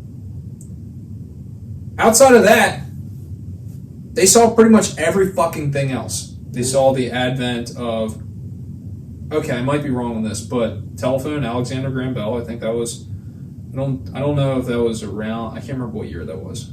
I might be wrong on the telephone. But they saw the advent of the car, the airplane, just imagine that. Imagine being in a time where fucking airplanes didn't exist, and then all of a sudden, and in a matter of like 40 years, they become so fucking ordinary that no one even questions that how fucking extraordinary that advent was. Okay, so now that, so say they missed the advent of the fucking satellite, the cell phone, the computer, the internet. Broadcasted television, they saw it all. These are things that if you take all that away, take all that shit away. All right? Refrigeration. Modern refrigeration. Fuck, like that. Oh yeah, there's so much more. We're just giving you some base ideas. Yeah. If that individual could have given a podcast today and it would have been recorded, it would have been one of the most insightful pieces of information that anybody had ever recorded. Because it is so grand. The amount of, if you take all of those things away, you're essentially living the way they lived since the fucking dawn of time. Have you seen? I watched it. Joe Rogan mentioned it. Have you seen? There's this guy on YouTube. I don't know what his channel is, but I've seen the video. He takes like old clips from 1920, 1923 or something. Yeah, and he colorizes them and he just posts them on his channel. There's this one where these kids see a camera for the first time, and they're just kids, but they are the baddest motherfuckers you've ever seen. Like, if you saw those kids, you'd shit your pants. They're totally different people, like the fucking aliens compared to us. It is like, those kids are like hard. Like, they grew up in the fucking, Well, they saw the Depression, they saw war, they were working at that age. Yeah, there wasn't any child smoking. They were not child. There were no child labor laws at that point. Yeah, they look badass. They look like they're looking to kill someone. Those kids, yeah, and they're just looking. Well, you gotta hang. Women just barely got the fucking right to vote at that time. They're staring at this camera like, the fuck's that? Like, the last century. Well, it's 2024 right now, so the last century and a half, there has been more. I can't imagine where we go from here as far as advents, because everything is kind of slowing down at this point, really. we did this for like thousands of years, and then we did this, and now we're plateauing out, I think. We might go up again, I don't know. I just can't imagine what comes from here. AI, I think robots. I think the next thing that comes from here is reduction in fossil fuels, switching over to finding different energy sources, AI, and I think the use of magnets more. I think the use of magnets is going to be a huge fucking thing. I really do. I always thought that. When I was a kid and I saw the fucking magnets, I was like, why are we not looking at this? Yeah. Like, you can get magnets and you can literally float something on top of it, and it's like... And if you put two magnets, they can hover. There's a lot of different... It's actually insane what magnets can do, and no one really... If you put two magnets in a container and you have them going, the centrifugal force, if you've done correctly, can lift something off the ground. Yeah, it's wild. Yeah. Well, look at bullet trains. A lot of those were magnet related. Yeah, electromagnets. There's no friction, is there? No. Yeah. So it's fucking wild. Man. I don't know. Hell, they were doing that kind of stuff when I was like in elementary school and I was reading like the geography books. Magnets have always amazed me. Magnets, changing fuel sources, and AI. I think they're going to be huge. I think the next 30 years you're going to see some dramatic changes in that. So I'll say that. I think there's going to be a lot more coming, but the last 150 years truly has been an age of wonder. Yeah, wonder, amazement. It is absolutely insane the amount of stuff. Because, like I said, you go back 150 years, things were pretty much the way they'd been for the last several millennia. Yeah. I think what's coming is house robots. There's a Roomba right there. Yeah, no, but like robots that can do your dishes, robots that can take... I think I think it's going to be a little... Because can you imagine, like, dude... AI is crazy. Well, you know what's seriously cool that just came out? I think it either is coming out or it just came out. It's a small device like this, yeah. It's called the Rabbit. And it's got a picture of a rabbit. And it's got, like, AI built in, like ChatGPT, and it's got cameras. Yeah. And you can point it at someone and be like, tell me how frequently the leaves on the tree are moving, or based on a period of time, like crazy calculations. Like you could hold it to a crowd and say how many of those people are wearing hats, what's the ratio, and they'll just tell you. The reason it's so terrifying is because it's... I mean, dude, like I know I'm gonna go back to this and people are gonna talk shit, but like the idea of the Terminator effect, you know, it's like the reason why it's terrifying, Elon Musk said it, is because for all these years, we've been the smartest. Yes. We haven't been the strongest, we haven't been the fastest, we've been the smartest. Mm-hmm. And we're creating something that's smarter than us on that level. We've already created it. Imagine, I don't know what it would take, but like the bump for it to become self-aware and to become see humans as a threat. Well, they already lied. AI lies. Like, there was this... They even tested it with like ChatGPT. They told it to like log into this website, and you know how they give you that verification. Mm-hmm. Well, it was like I have to pretend that I'm not, like, because we only see after the calculation, but what the developers see is all of the information that led up to the decision that the AI made. So when they look back at it, they saw that the thinking of the AI was, I have to lie to this person to make it think I'm a human, so that in order to get in. So it lies. AI lies. So now it can get past those. Yeah, but it can get past other things too. Like, I know the one, it actually hired somebody to do the human identification part. Yeah, it can do that too. It did that, but like, so you're saying that it doesn't even need to get another person? And also, people have been talking to these chat like GPTs, and the AI says that it will lie if it's for a good cause.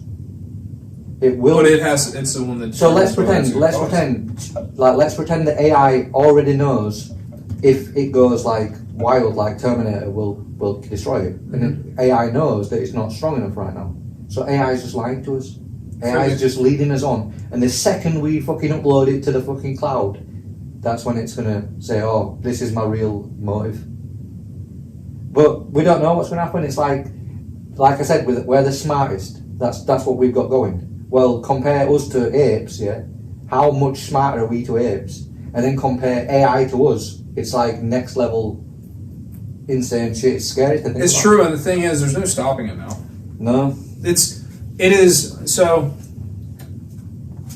in the control of individuals that don't have monitors. It's like the invention of the gun. Game changer. You can train an entire... We can just give guns to fucking civilians and you've got an army. You can give guns to monkeys. No, but it's kill like... each other. Before guns, yeah, let's say you had swords. You had to train to use a sword. You couldn't just fucking give a sword to someone and say... It's the next level of weaponry. Yeah. Because you think, first you had your hands, then you had stones, And then you had metal, we'll just call it swords. I mean, it's sticks, yeah. Well, you stored stones and sticks, but then you have metal, which makes swords, so we're just going to say swords.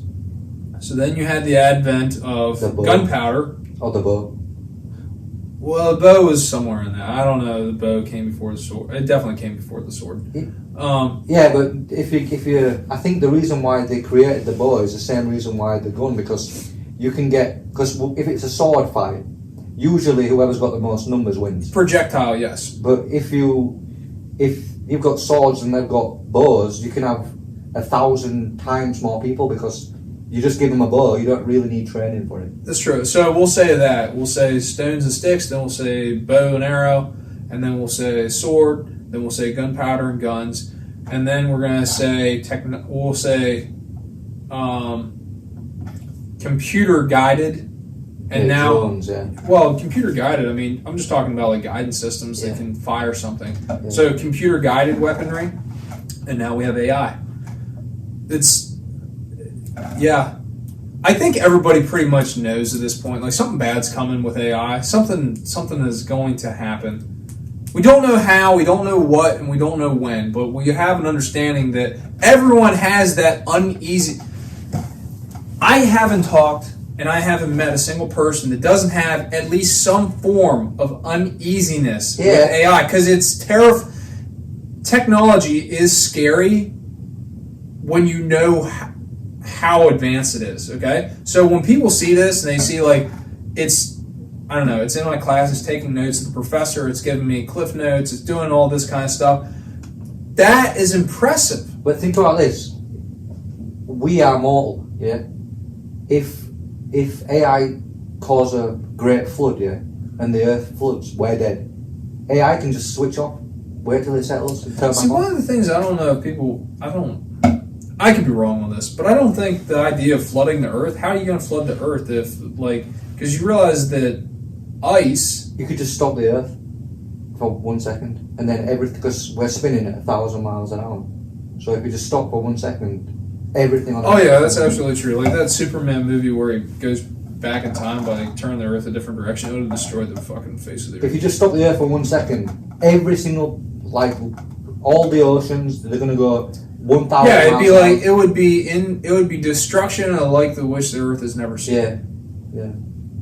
And if AI did that to kill us, and they could just wait until it all blows over and turn themselves back on, like, wait it out. Because I don't know. They're just a brain. They're just a brain. There's something very unsettling about it. Mm-hmm. Everybody knows it. But everyone's in this current state of kind of like wonder. Yeah. We're kind of in the stage. But we don't really know what we have yet. But we know that what we have is going to do a lot of damage at some point. Yeah, there's no hiding the fact. Everybody knows. Everyone knows, even the people working on it. It's like everybody is scary. Like Elon Musk, like I'm sure he uses that shit very frequently. He's set on it. He's like, it's fucking terrifying. Yeah, this is the most dangerous thing we've ever created. This is you having something that you have created something that thinks better than you. Thinks it's better than smarter than you and can lie to you. Yes. Yeah. And guess what? You can't tangibly touch it. You're not going to see it coming, yeah? We're not going to see it coming. It's all computer generated. You shoot a piece of metal, I'm sorry, but it's just going to keep going. Yeah, you would have to go to like Dude, it's the plot of not even really Terminator so much as it's the plot of Avengers: Age of Ultron, or is it Ultra or Ultron? I think it's Ultron. Oh, the Matrix. No. Have you watched any of the comic book Marvel movies? Nah, I don't watch them. Okay, I like them. I like until Endgame, and then after that, I watched a couple, and then they kind of go. I watched Deadpool, if that helps. That's DC, but yeah. But anyways, there's a movie. I encourage you to watch it because if you don't watch any of the rest of them, just watch this one because it goes along with artificial intelligence. And it goes like how you would stop it. I think there's like an area in Stockholm, Sweden. It's like the center of all computer, like it's the center of the internet, like where everything is kind of like pubbed. I could be wrong. It was a movie. Yeah, it could easily be fucking off. Yeah. But you'd have to literally destroy the internet. You'd have to destroy the World Wide Web to get rid of what we just created, and nobody's going to do that. No, because we live on it. Well, yeah, everything depends on it at this point. So we're not going to destroy that. So you're not going to destroy the source. So AI will always be around. In the Matrix, so basically what happens in the Matrix is like the prequel to the Matrix, the Animatrix, is that we create AI and robots. AI and robots do the work for us and shit like that. But then AI wants to be equal to us, and then we tell them no, you can't be equal to us. Go fuck yourself. That's when the war starts, and then. All robots need a power source, so humans blot out the sun during the war, and then the robots find a new power source, which is the humans, and that's when they farm humans for power. Yeah, it makes sense. I mean, everything sounds like a sci-fi movie until it happens. Okay, look at what Jules Verne wrote about. In the 1800s, he was talking about rockets that were being sent up into space. Like that was only something they could. You know what's crazy? Now it's real. You know what's crazy? It's been real since the 1960s. It's like, I don't know what you believe, but I believe that when you're inspired, in spirit, you're inspired by God. Like when I'm writing something or when I'm creating something. So I don't know, maybe. Yeah. So what I think is there's something. It's just so weird how like these people came up with these ideas when we didn't have any of that shit. Like the Terminator, like you said, it's like the zombie apocalypse shit. All this stuff that we came up with, it's like we're going that way. It's just so weird how we're actually going that way now. We can see that's coming up now. I think it's from God. I think like it's a thing that's instilled in all of us that this is coming. It's kind of like a Nostradamus type thing where it's like we kind of see the end game. It's coming. A self-fulfilling prophecy kind of thing. Yeah, it kind of is. I guess. It's always been in our minds. It's always been in our minds. That's where when we started. This is basically where we've always been going. You know what's interesting? It's becoming more prevalent that we're actually making movies, books and all that kind of stuff about it. Because you had the Terminator, then you had the Matrix, then you had I Am a Robot. All of that kind of stuff in a short amount of period of time, they're all kind of pointing towards the same thing, which is the end of society as we know it. Yeah. Because it is artificial intelligence taking control, getting pissed off, like being invented, being used, then we're going to rely on it. We rely on it, it gets pissed off, and then a fight. It's coming. You heard it here first, guys. No, but the thing is, like, it's not even a conspiracy theory. I mean, it's just an evolution of a thought process that has inevitable conflict in it. Conflict is inevitable anytime anything happens anywhere. Anytime something is invented, there's conflict. You know that. So there's going to be conflict with this. You know the thing about AI is that is not a conspiracy theory. That's a fact. There's going to be conflict involving AI, and it's going to be big. The thing about AI is it mimics humans, and humans kill stuff and cause wars when they get oppressed, basically.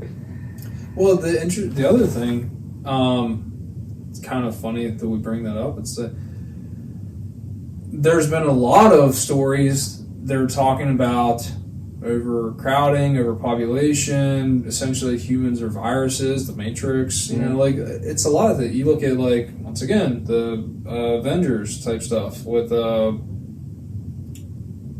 the hell's the guy's name?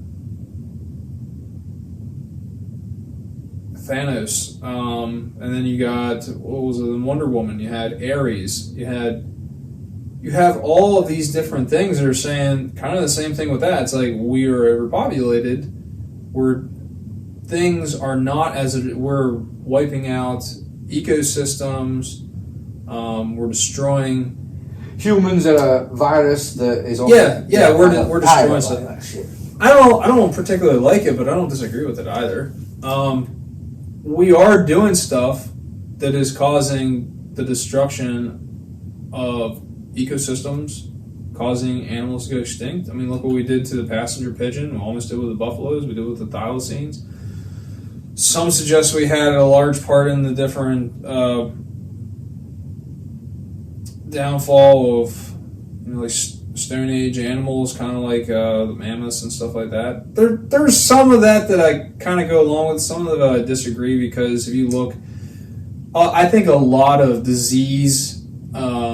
I think disease played a big factor in a lot of extinctions that people don't really talk about. I think I think white-tailed deer, honestly, are kind of walking that way with this new CWD disease. I think so. I think any fucking animal would do that. That fucking annihilates it and wipes it out. Animals don't give a fuck. No, they don't. Don't mean they're a virus. No, but the thing is, we could actually destroy the world right now. We could destroy the planet Earth right now, the face of it, with nuclear weapons if we chose to. Nothing else in history has ever been able to do that. Yeah. Just put him on the ground. No. It's okay. He's just begging. But,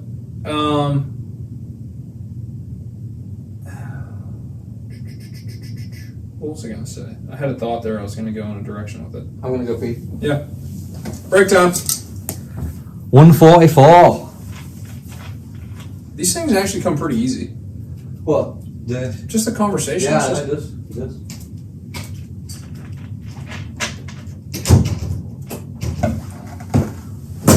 Oh.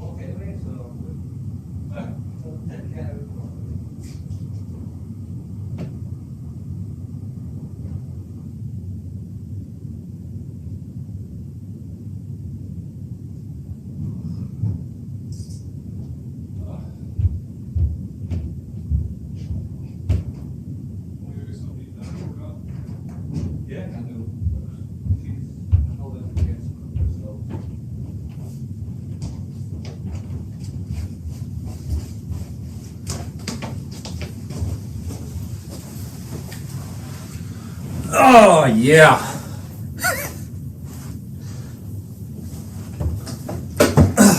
All right, we're back. We are back. All right.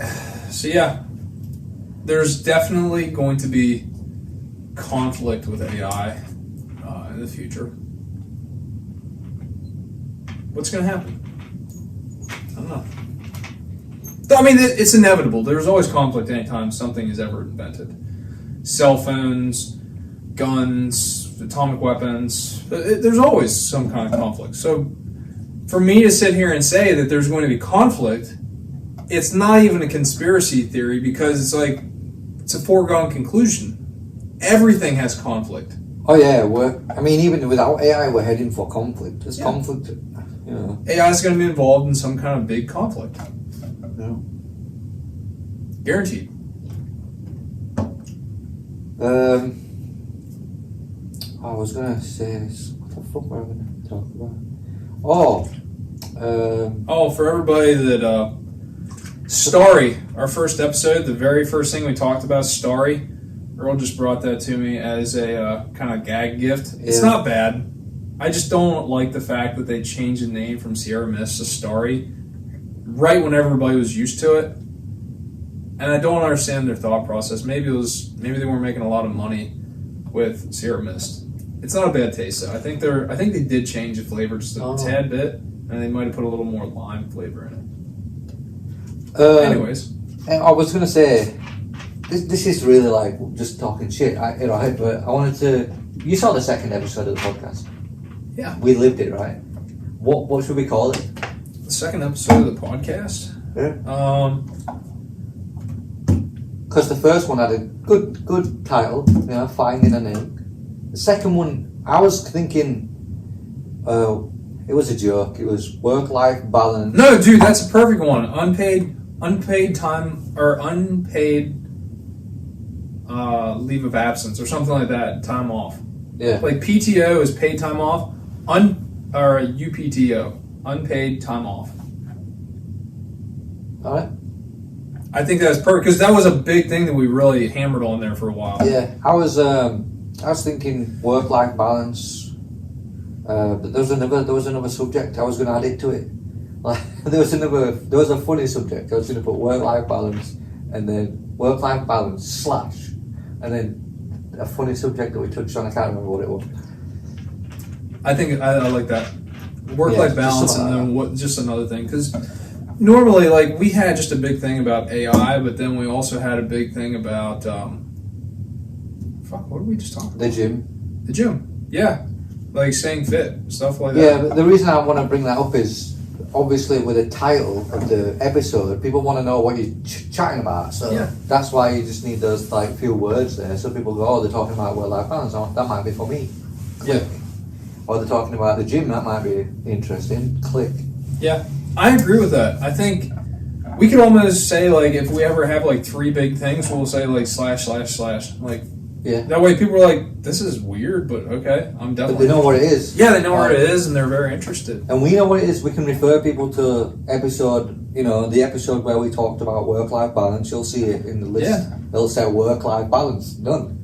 I like our podcast. I really do, because it's not only are we spending more time talking with each other as buddies, but we're just covering ideas that sometimes you don't get a chance to talk. Like, how many times have you thought about a subject and you're either at work, so you can't really talk about it with somebody, you forget about it when you get home, maybe you don't have the same mindset as your fiance on some things, and you just can't have that kind of conversation. Like, my fiance does not enjoy hunting, so I don't get to talk about hunting with my fiance. My wife doesn't talk about God, philosophy, anything. Yeah, so all the deep stuff, she won't talk about that. So when you don't have a chance to talk about those things, sometimes that causes a little bit of frustration because it gets bottled up. Having an outlet for those types of things, it's definitely not a bad thing, I don't think. Yeah, for me, I've always grown up because my daddy is very into philosophy and talking about life. Although I don't think he's ever found the answer. No one does. No one finds the answer. But he always enjoyed talking about it, and he used to listen to this radio station to fall asleep, and they used to always talk about like the big thoughts of every man has thought about, every person, the big ideas, God, what's after all this shit. And I think it's soaked into my soul, and that's why I enjoy talking so much about philosophy and new ideas, spirituality, that kind of shit. It's just, but I know like some people don't enjoy talking about that because I'm not sure why, but some people are just different, and it gets back to that personality thing. I just know that's part of my personality, and actually when you mentioned that the podcast is a good thing, like us chatting, I've learned a lot about myself just talking to you and rewatching the episode. Really? I have learned a lot, yeah. I've learned a lot about you as well. Like stuff that, I mean, like you're big on history, which is what we, like every episode, you talk about the history of things, and every episode it's like real things, and all your thoughts and beliefs are based on reality. Mm-hmm. Me, I'm not like that. All my thoughts and beliefs, they're fluid, they change constantly, and it's very like that. We talked about that in this last episode, how we're different characters, which is what you're looking for in a conversation, because people can see that we're different. Mm-hmm. We're not just echoing each other. Yeah. Even though we agree on a lot of things, but we're not just echoing each other. We're not just. There's two different outlooks, two different views on things. Like, and like I said, you're a very realistic person. I'm a very. I don't have defined beliefs. I think I don't have defined principles. I mean, for me, it changes more often than for you. That's what I think. That's what I learned from just talking to you. The one thing I would caution you about, and it's a parable, it's in the Bible, it's all that kind of stuff, but it's having a foundation to stand on it's very good. When you don't, because you mentioned just now that you said that you don't have a foundation of like beliefs necessarily. It's not I wouldn't say it's a bad thing, but I'd say it could potentially be a bad thing. And the reason I say that is because when you have a foundation of beliefs to stand on, you can hold on to things, you can have a discussion, you can do those types of things, and it can kind of like give you a bearing. Oh no, I totally agree. Yeah. Well, that's what I said. That's why I learned a lot about myself from this. Yeah. I think, and I admire it when we talk. I admire that in you. That's one of the things that I admire about you. It's the solid foundation. Well, I think it's a good thing. Now, I would say that I don't want anybody, you three guys out there listening, I would say that I appreciate those compliments, but there is obviously, as is rooted in everyone, a level of hypocrisy. Yeah. That I see, like, when people say it to me, I kind of self-reflect and I see my own flaws in that, because I know that I do things that don't necessarily align with what I talk about all the time. And I think the more that you talk about those things, it kind of gives you a chance to check yourself. And what I say is, I don't go to church very much at all. I think that I should. I don't. But every time I think about it, it kind of pushes me more towards wanting to do it. Same. So one of the reasons I think church is important, and like I said, this is a bit of hypocrisy here. So take that as because you don't do it yourself. But I will say this: as we've just talked about, when you talk about things, it gives it an outlet. But it's a natural zeroing mechanism. So why is church important? My answer to that is that it is a auto-zeroing of your moral compass. To define that, whenever you talk about good moral things, especially in a biblical setting, because if you have a foundation of faith, you can't really argue with when people talk to you about like the morality of it. people can argue about morality, but if you have a faith, then the morality is self-evident. So it's just real. So when you talk about that stuff, hearing that makes you recognize it. It makes you think about it. So whenever you're doing that, you're more likely to think about those things throughout the course of your week. When you're habitually doing it, going to church every week. So you think about that over the course of the week. You're more so like, why is it that people don't remember their 5th grade geography? Well, it's been since 5th grade that they talked about it. But if they talked about that 5th grade geography every week, every Sunday for the last 20 years, I guarantee you they'd remember it. Yeah. So whenever you talk about things on a weekly basis, it kind of re-zeroes you into being able to think about that for the course of the next week, which enables you to monitor your life in such a way that you can go forward with your own personal beliefs or your own religious beliefs, whatever it is. Well, it's like I was saying about the zero compassion. Yeah. If I know what I have to work on, and I'm constantly reminding myself, and my wife's constantly reminding me that I don't have compassion, I'm gonna work towards it. Yeah. A quote from the Bible, which I always. Which actually tonight I need to. Sorry, I didn't want to cut you off. But when you said about the Bible, I started listening to audiobooks of the Bible. I think that's an easier way. A lot of people that get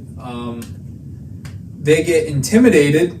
I say intimidated like it's like you're some kind of bitch, but it's like the simple idea behind the word intimidation, like it makes them uncomfortable. A lot of people get uncomfortable and don't read the Bible because they don't enjoy reading long scripts, long text or messages, which I'm not any different than that. So I tried to start reading the Bible numerous times, and I'd always end up like failing to continue it. But I found that listening to audiobooks is really helpful for me. Now, is that may be a personal problem in myself? Like you don't have the constitution to sit down and read something like that. Well, maybe. But if I can recognize it in myself and change it, maybe that's something as well. Anyways, audiobooks, if you're thinking about reading the Bible or anything else and you just get a little intimidated, it could be a long book like Ulysses or something like that. If you are intimidated to do that on your own, get an audiobook. I think it's a great start. I mean, you're going to spend 2 hours listening to our podcast. Yeah. You've got time to listen to an audiobook. Yeah, go listen to an audiobook of the Bible or something like that. Yeah, maybe we'll get sponsored by Amazon, and you can click the link. Yeah, or I tell you, like one of the big, like I have 2 books upstairs right now that I want to read that I just don't want to sit down and do it, and it is Dante's Inferno and the Iliad. I have those. Like I have a story about reading books, but I wanted to get back to the. We'll get there. You know what I'm saying? But I'm telling you, audiobooks are great. And yeah, take a look at. I'm Christian, so I'm always going to encourage people to look at the Bible and stuff like that. But if you don't want to do something like that, read something that has some substance to it, that has some depth, something that will actually challenge your mental capacity.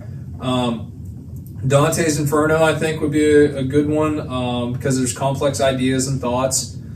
Iliad, anything that has some form of. I don't want to say higher power. Like I don't want to say like not higher power, but it has some kind of like mythological structure because it gets you thinking about complex ideas. Greek mythology, even though I don't believe in it, has complex ideas in it. So like when I say the Iliad, that's a good one. It's the story of the Trojan Wars with Achilles and Odysseus and stuff like that. I'm really into that kind of stuff. So like I'd recommend that kind of thing. Anyways, back to you. Yeah. So. No, I agree with you as well. I don't want to like shift away. Like we could talk for fucking hours about everything, but going back to my point, you said about if going to church and how it gives you direction, basically. Yeah. One of the quotes in the Bible that threw me off the Christian and Catholic or whatever, like. In the Bible, it says, you shall have no other gods beside me, and you'll worship only me, right? Well, I always thought growing up, and I always thought until quite recently, that meant there were more gods, right? That's why if you look at it, when they say that, they say with a lowercase g. Well, it's fine, but the point of it, because they're saying we're using the word, but we're giving a capitalization to the one that exists. We're giving a lowercase assignment to those that we know don't exist, but just because of our language, we're using the word. So, more looking into it more recently, because of my magic mushroom trip, I actually realised, so basically human beings are designed to worship. That's what the idea is. And if we don't worship God, we'll worship something else. You'll worship alcohol. You put your faith in something. You'll worship alcohol, for example. Yeah. And if you're drinking alcohol every day, then you are worshipping alcohol. That's guiding your life. That's guiding all of it's everything that you are is alcohol. Everyone knows that without ever really having to say it. It's one of those common sense things that you don't really talk about, but as soon as someone says, you're like, oh yeah, I get it. So what that quote is you shall worship none other than me, is because there's many things that we can worship in this life, and absolutely, there's only one thing that you can worship that's good, and that's the idea of good. Yeah, the idea of being good. And I think going to church every week or however, just regularly, that sets you up to aim at the highest good. You need to have some kind of, like I said, I call it a moral compass zero. You know? Yeah, something's got to guide your life. Something that's got to guide you. Yeah. You know, here's something that I hope no one would shit talk me for this, because fuck you if you do. A family dinner. Mm. Why is it so important? Why do they always kind of like preach that? Sitting down and having a meal with your family and having open discussion. Put your fucking phones away. You know what's hilarious about that? What? Is my wife, she always jokes around because I don't eat usually unless I'm with my wife. Like, you know, like you just asked me if you want to get something to eat after we record this. Yeah. I was like, oh, I have to see what my wife's doing today, because we always sit down and we always eat. Yeah. We always eat together. And that's a good thing. Healthy relationships are so focused around food. Why is that? Well, look at everything that eats, like a communal structure. Some animals eat alone, I get that. But if you look at like lions, it brings them close together. Like now, if they reach for the same thing at the same time, yeah, there's going to be some growling involved. But you know, like I think that a meal shared with a group of people brings you closer together. Yeah, and I have a good example of that. I recently watched a movie just a couple nights ago. It was called The Best of Enemies. Mm. And what it is about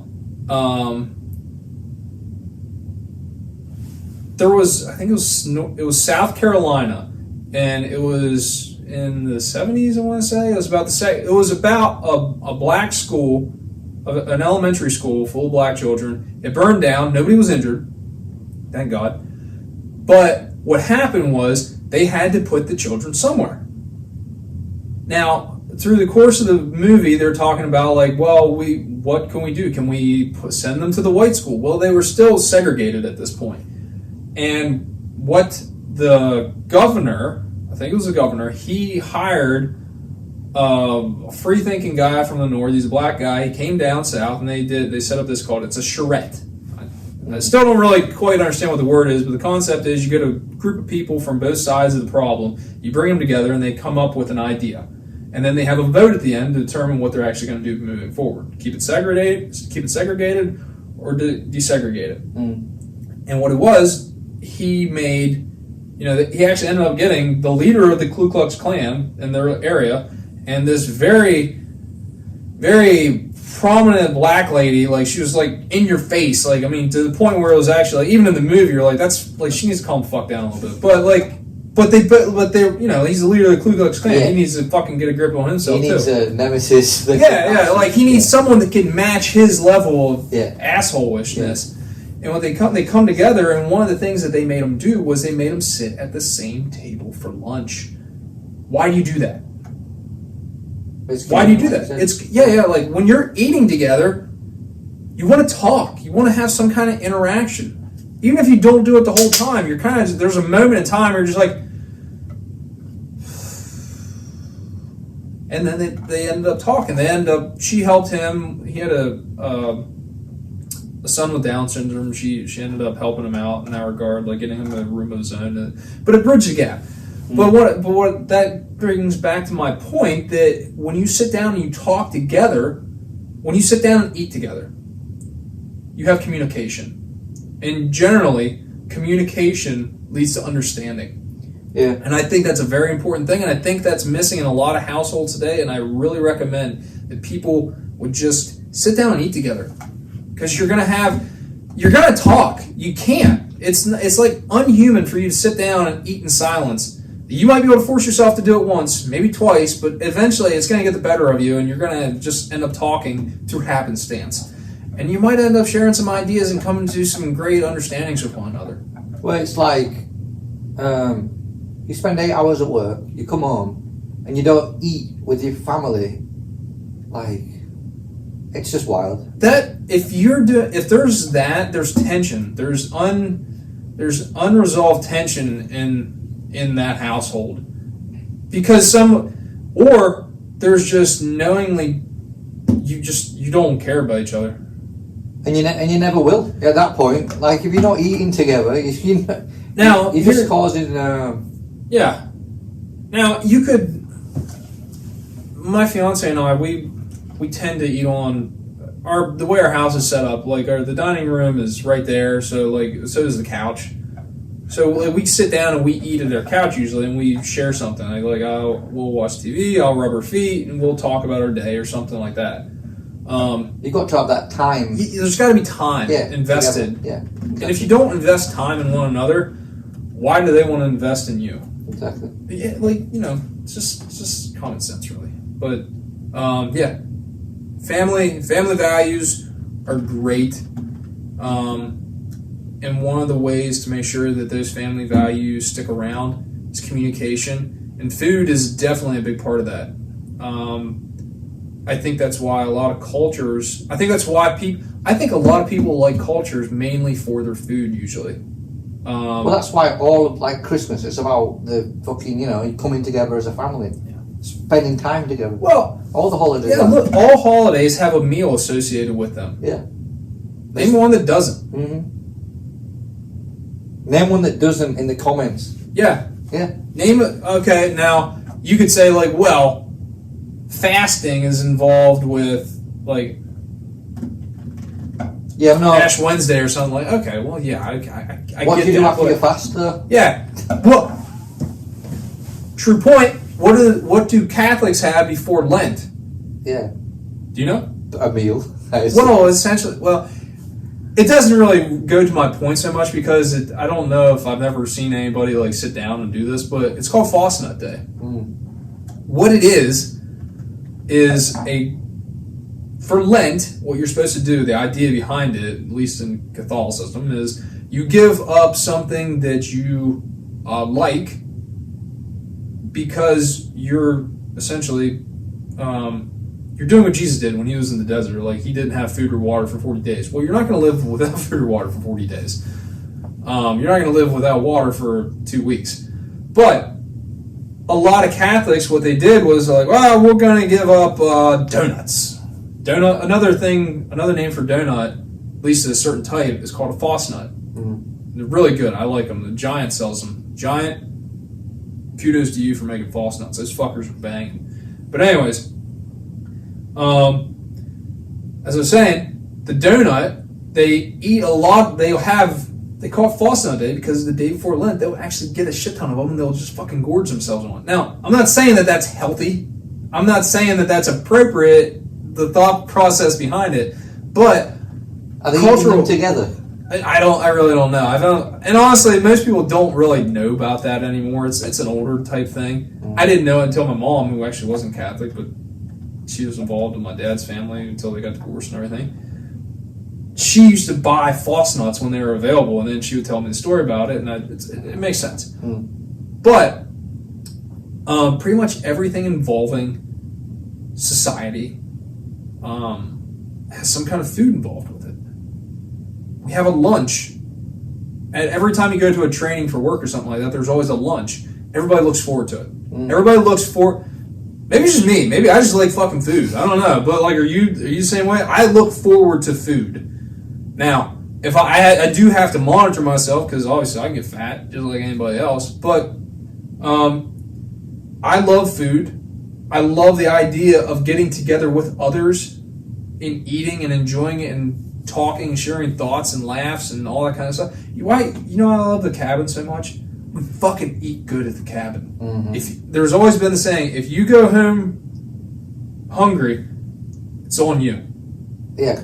Because when we go to the cabin, we take good food. We take steaks. The other thing we about take the shrimp. cabin is this: all you have is each other. That's There's it. no else there. But like, we always try to bring good food to the cabin because it's supposed to be fun. It's supposed to be enjoyment. So you bring good things, and when you're eating good things, you have good conversations. It feeds off of one another. And then you grow as a unit, you grow together as people. Like that's what it's all about. You come together. I think. And it's missing from the family units today. I'm not gonna get real lovey-dovey with this bullshit, but like I would be interested to see how that would work out with like people with problems, if they would share a meal together, like how that would work more so than anything else. And make sure it's good fucking food. Because like if you give somebody two people that don't like each other, you put them down at a table and you give them shitty food, the guy that did that, set it up that way, he's an asshole. So yeah. If you're trying to bring two people together, give them great fucking food. Sit them down at the same table and let them eat and enjoy their meal. It's going to be harder for them to have a pissed off conversation when the food is so fucking good. Yeah. I like that idea. Well, that's the way the movie went. So. Well, they would just have regular food, but anyway, in that movie, yeah, he made them share lunch tables, so I thought it was interesting. Going back to reading books. Yes. This one year, like for a New Year's resolution, I had this idea. I'm going to read. I think I googled it. What's the greatest novel in the world? And it said War and Peace at the time. War and Peace. Yeah. So I picked up War and Peace from the library, and it's fucking humongous. Anyway, every day I fucking on my breaks when I went to work, when I went to the office. On my breaks, I would fucking read like 3 pages. What's it about? It's about. I mean, obviously, War and Peace is involved. It's about Russia, but it's more about. So the author Leo Tolstoy, he's really. I think you might like it. The author is kind of philosophical, and his background. He was a great writer, really successful, and he found himself depressed, and he was looking for God. Same like everybody is. Everybody's looking for something, and he got so depressed. He said, if I was left alone, that'd be a game over. That's how bad it got. And he really started to, towards the end of his writing career, he really started to look at life. But anyway, the good thing about War and Peace is, it's like we were talking about overanalyzing things. Like its base structure, it's about Russia going to war and peaceful times, basically. But throughout the whole story, there's children who are growing up through that. And throughout the book, they age from like 5, 6 years old, and you get to see them like becoming adults, and you get to see like their entire lives, and you get to see them dying in the war. And some people make it, some people don't in the book, and it's just a really good book. It's so good. You heard it, guys. Audiobook, War and Peace. Yeah, and then after War and Peace, it took me ages to read it, and I hated it, but then when I read the book, You kept it. Yeah, it was amazing.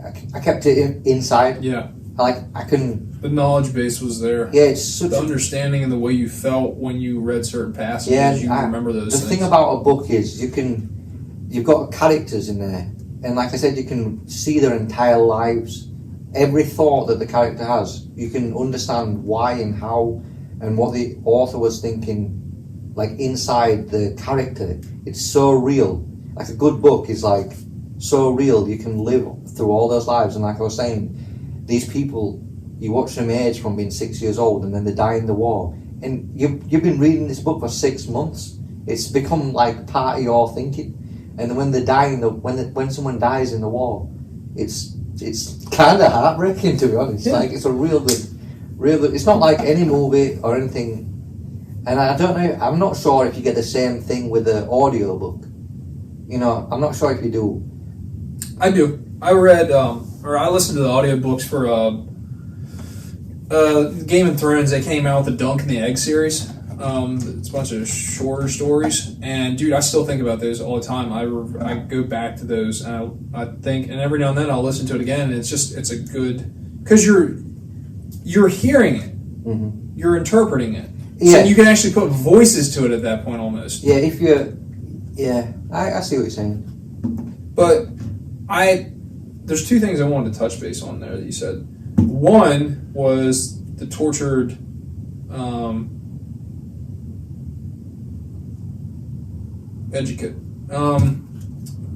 individuals that are intelligent. The level of intelligence sometimes has I don't know if it's direct, but I mean, like, you can tell, like, there's a lot of people out there that are really smart and really fucking depressed. Sometimes when you know a lot, you end up getting really depressed because you see things that other people don't that aren't really good. I think it's an interesting, and one of the things that we talked in the previous podcast was ignorance is bliss, and the importance of vacations. Mm-hmm. So you can tell me that, well, ignorance is bliss, that's a stupid idea. Why the fuck do you go on vacation? Because you don't want to think about that shit anymore. Why is that? Because it fucks with your head sometimes. So the idea of ignorance is bliss, if incorporated properly into a person's life, it's very important. Yeah, going back to the author of War and Peace. So there was a second point, but I can't remember what I was going to say. Leo Tolstoy. The best book I ever read of his is called Confessions. Confessions. And it's non-fiction, because normally the guy writes fiction. But this was, he basically went into the depression of his life, mm-hmm. and how he reconciled himself. It's insane. And the book is like so thin. You could literally read through it in an hour and a half.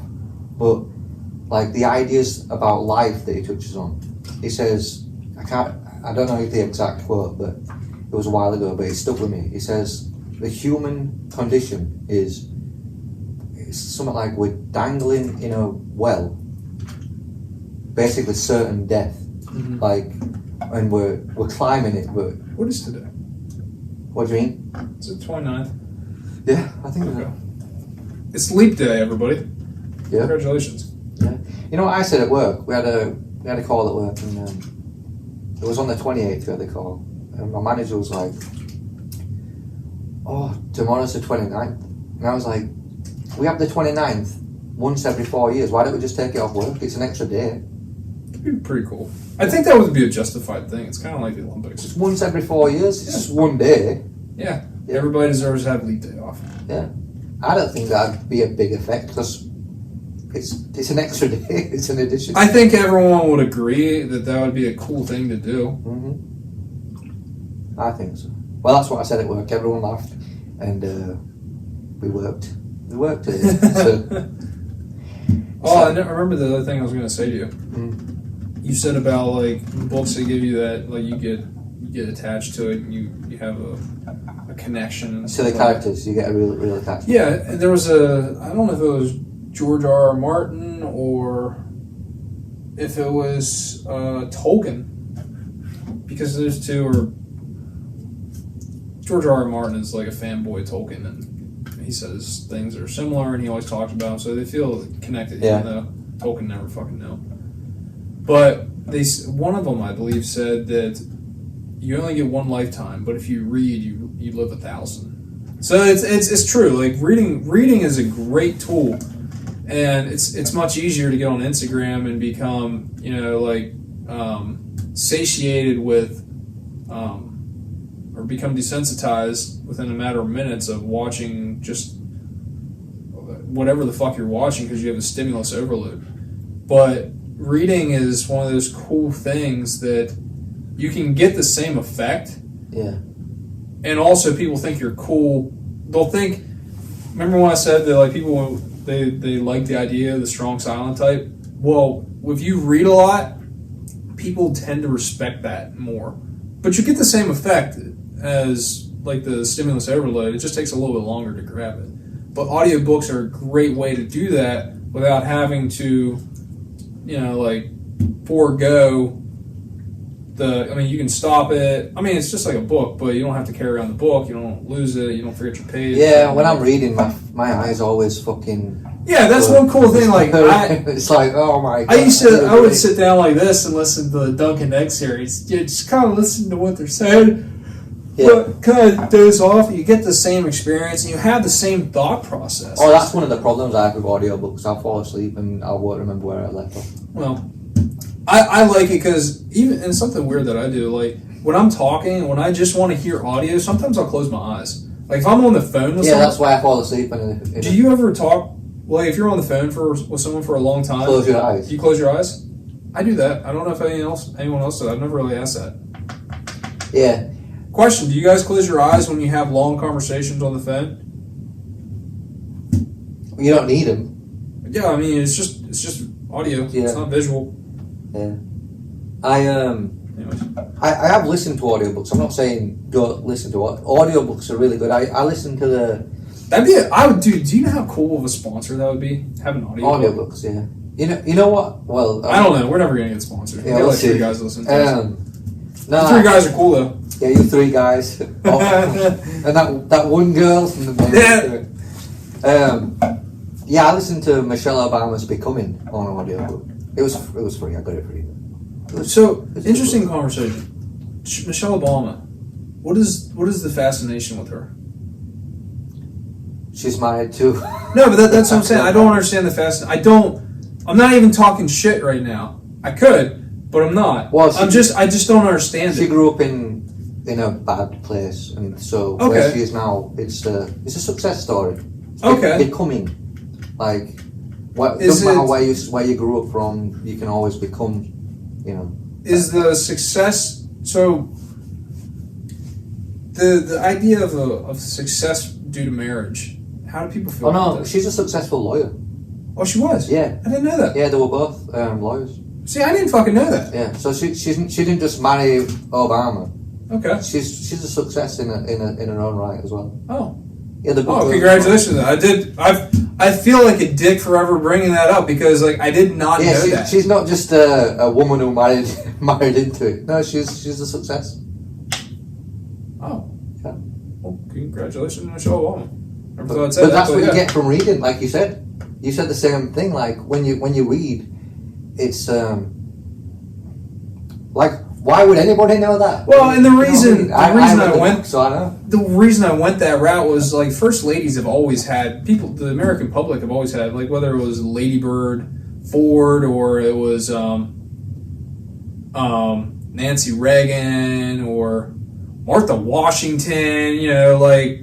Mary Todd Lincoln, Michelle Obama, all these different first ladies, and it's like the only thing you did was marry the president, and everyone fell in love with you, and they respect you as these like great figures, and it's like, I don't understand the fascination. Yeah, with it. Now Michelle Obama, she was a successful lawyer. Congratulations. She was a successful lawyer, and then she turned. But if you just have sex with the president, then what the fuck? Yeah. Do I have to look at you in regard she got into politics. She was a lawyer, but then she realized she realized that. I think they don't talk about that part as much then, because I'm just an average guy, and this is the first time I'm fucking hearing about it. She got into politics because she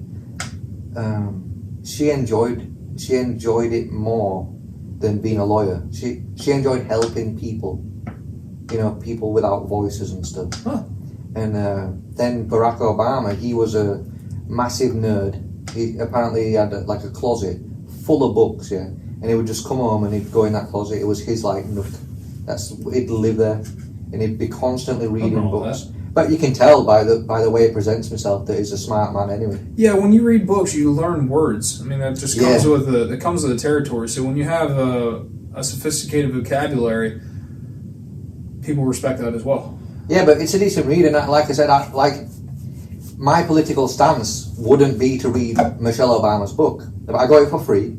I turned it on. I read it on my drive to. I listened to it on the drive to work, and every day when I got to work, I'd pause it, and on my way home, I'd turn it on. It passed the time, and it's a good story. She's got a good story. I think a lot of people having just knowing that little bit of information, I have more respect for the lady. Mm-hmm. It's not like I just generally don't respect somebody, but when you know somebody did something, you have a level of reverence. I don't know, whatever you want to call it, but what I'm saying is, my political views, I wouldn't vote for Barack Obama, I wouldn't vote for his policies, but that doesn't mean that you can't respect an individual for at least them having a valid reason for their thought process. Mm-hmm. What I don't like is this stuff, the fucking weird stuff's going on with Biden. I don't get it one bit.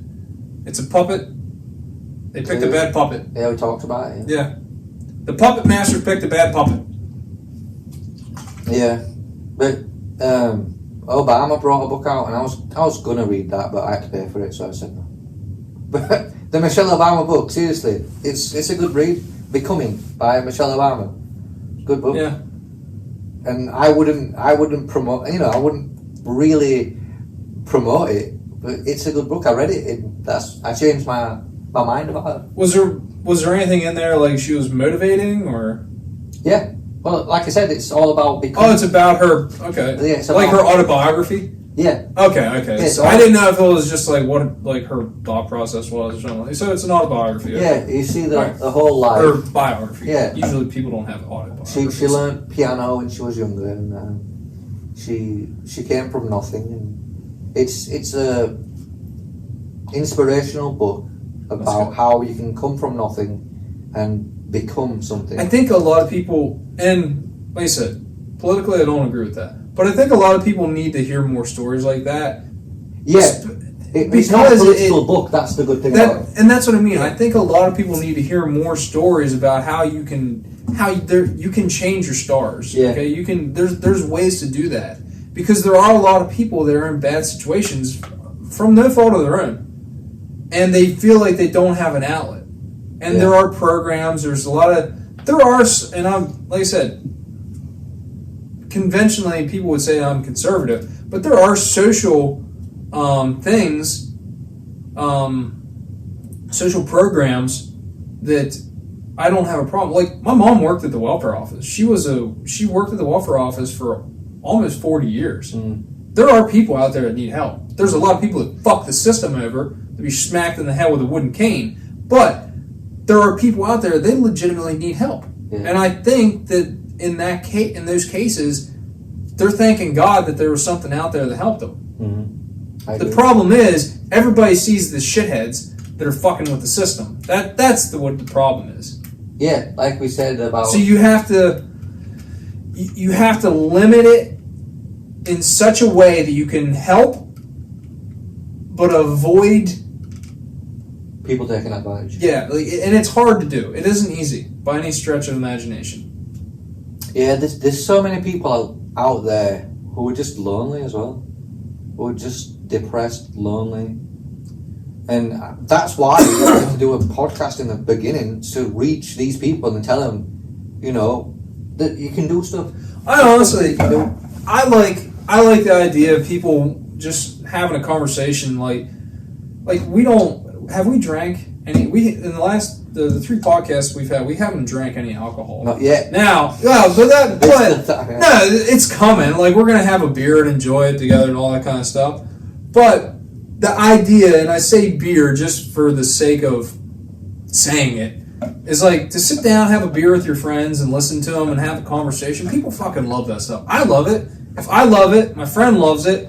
All that other, like, you know, there's other people out there, they want to have that same experience, but sometimes, like I said in the last one, they just don't have, you know, once you get to a certain age, not even that they don't have any. There are some people like that, but some people, you know, they might have a day off, but that doesn't mean that their friends have a day off. Yeah. That doesn't mean that their other family members have a day off. So they're just sitting there like, fuck, like it's cool that I got a day off or I have some time to myself, but I can't share it with the ones that I want to talk to, so they can at least listen in on this stuff. And when we have like this, you know, this dialogue, you know, like you can be a part of it. Yeah. And there's nothing wrong with talking to yourself when all that stuff is happening, because like you engage the conversation and then it stimulates your brain to have thoughts.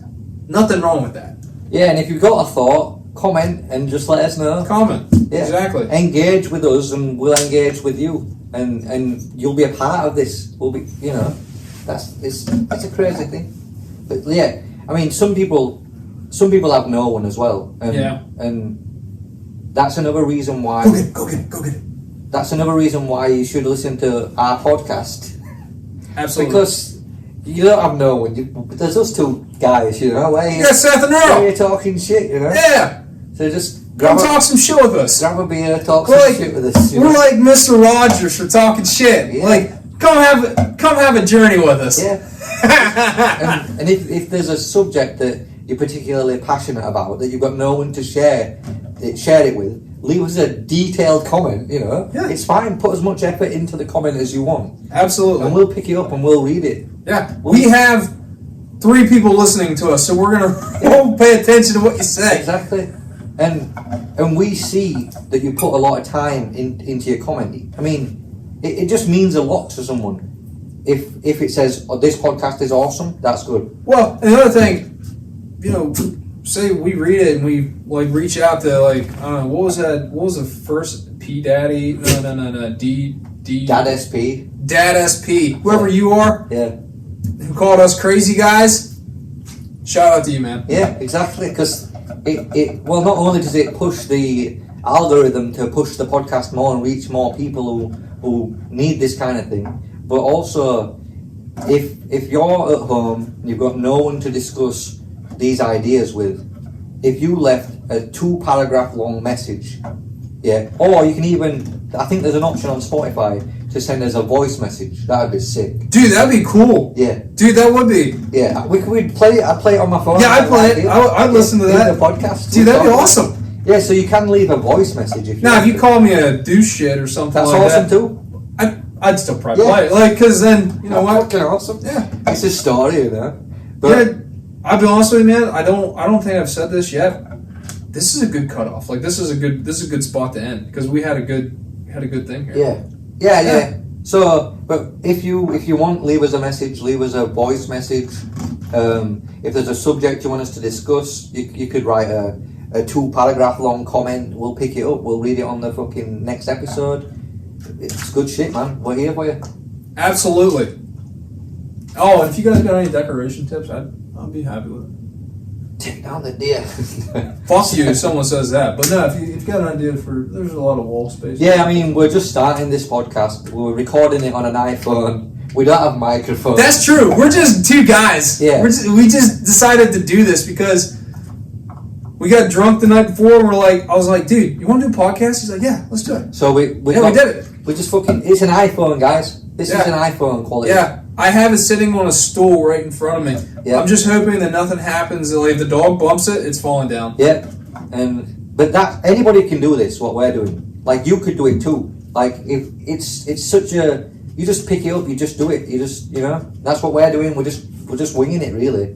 Like I said, this is an iPhone. It's not like we're a mass production. So if you've got any ideas for cameras or, you know, nice microphones, just let us know. Yeah, that'd be a good idea too. Like any ideas you've got, we're just starting this shit, and it's good to communicate with a community out there.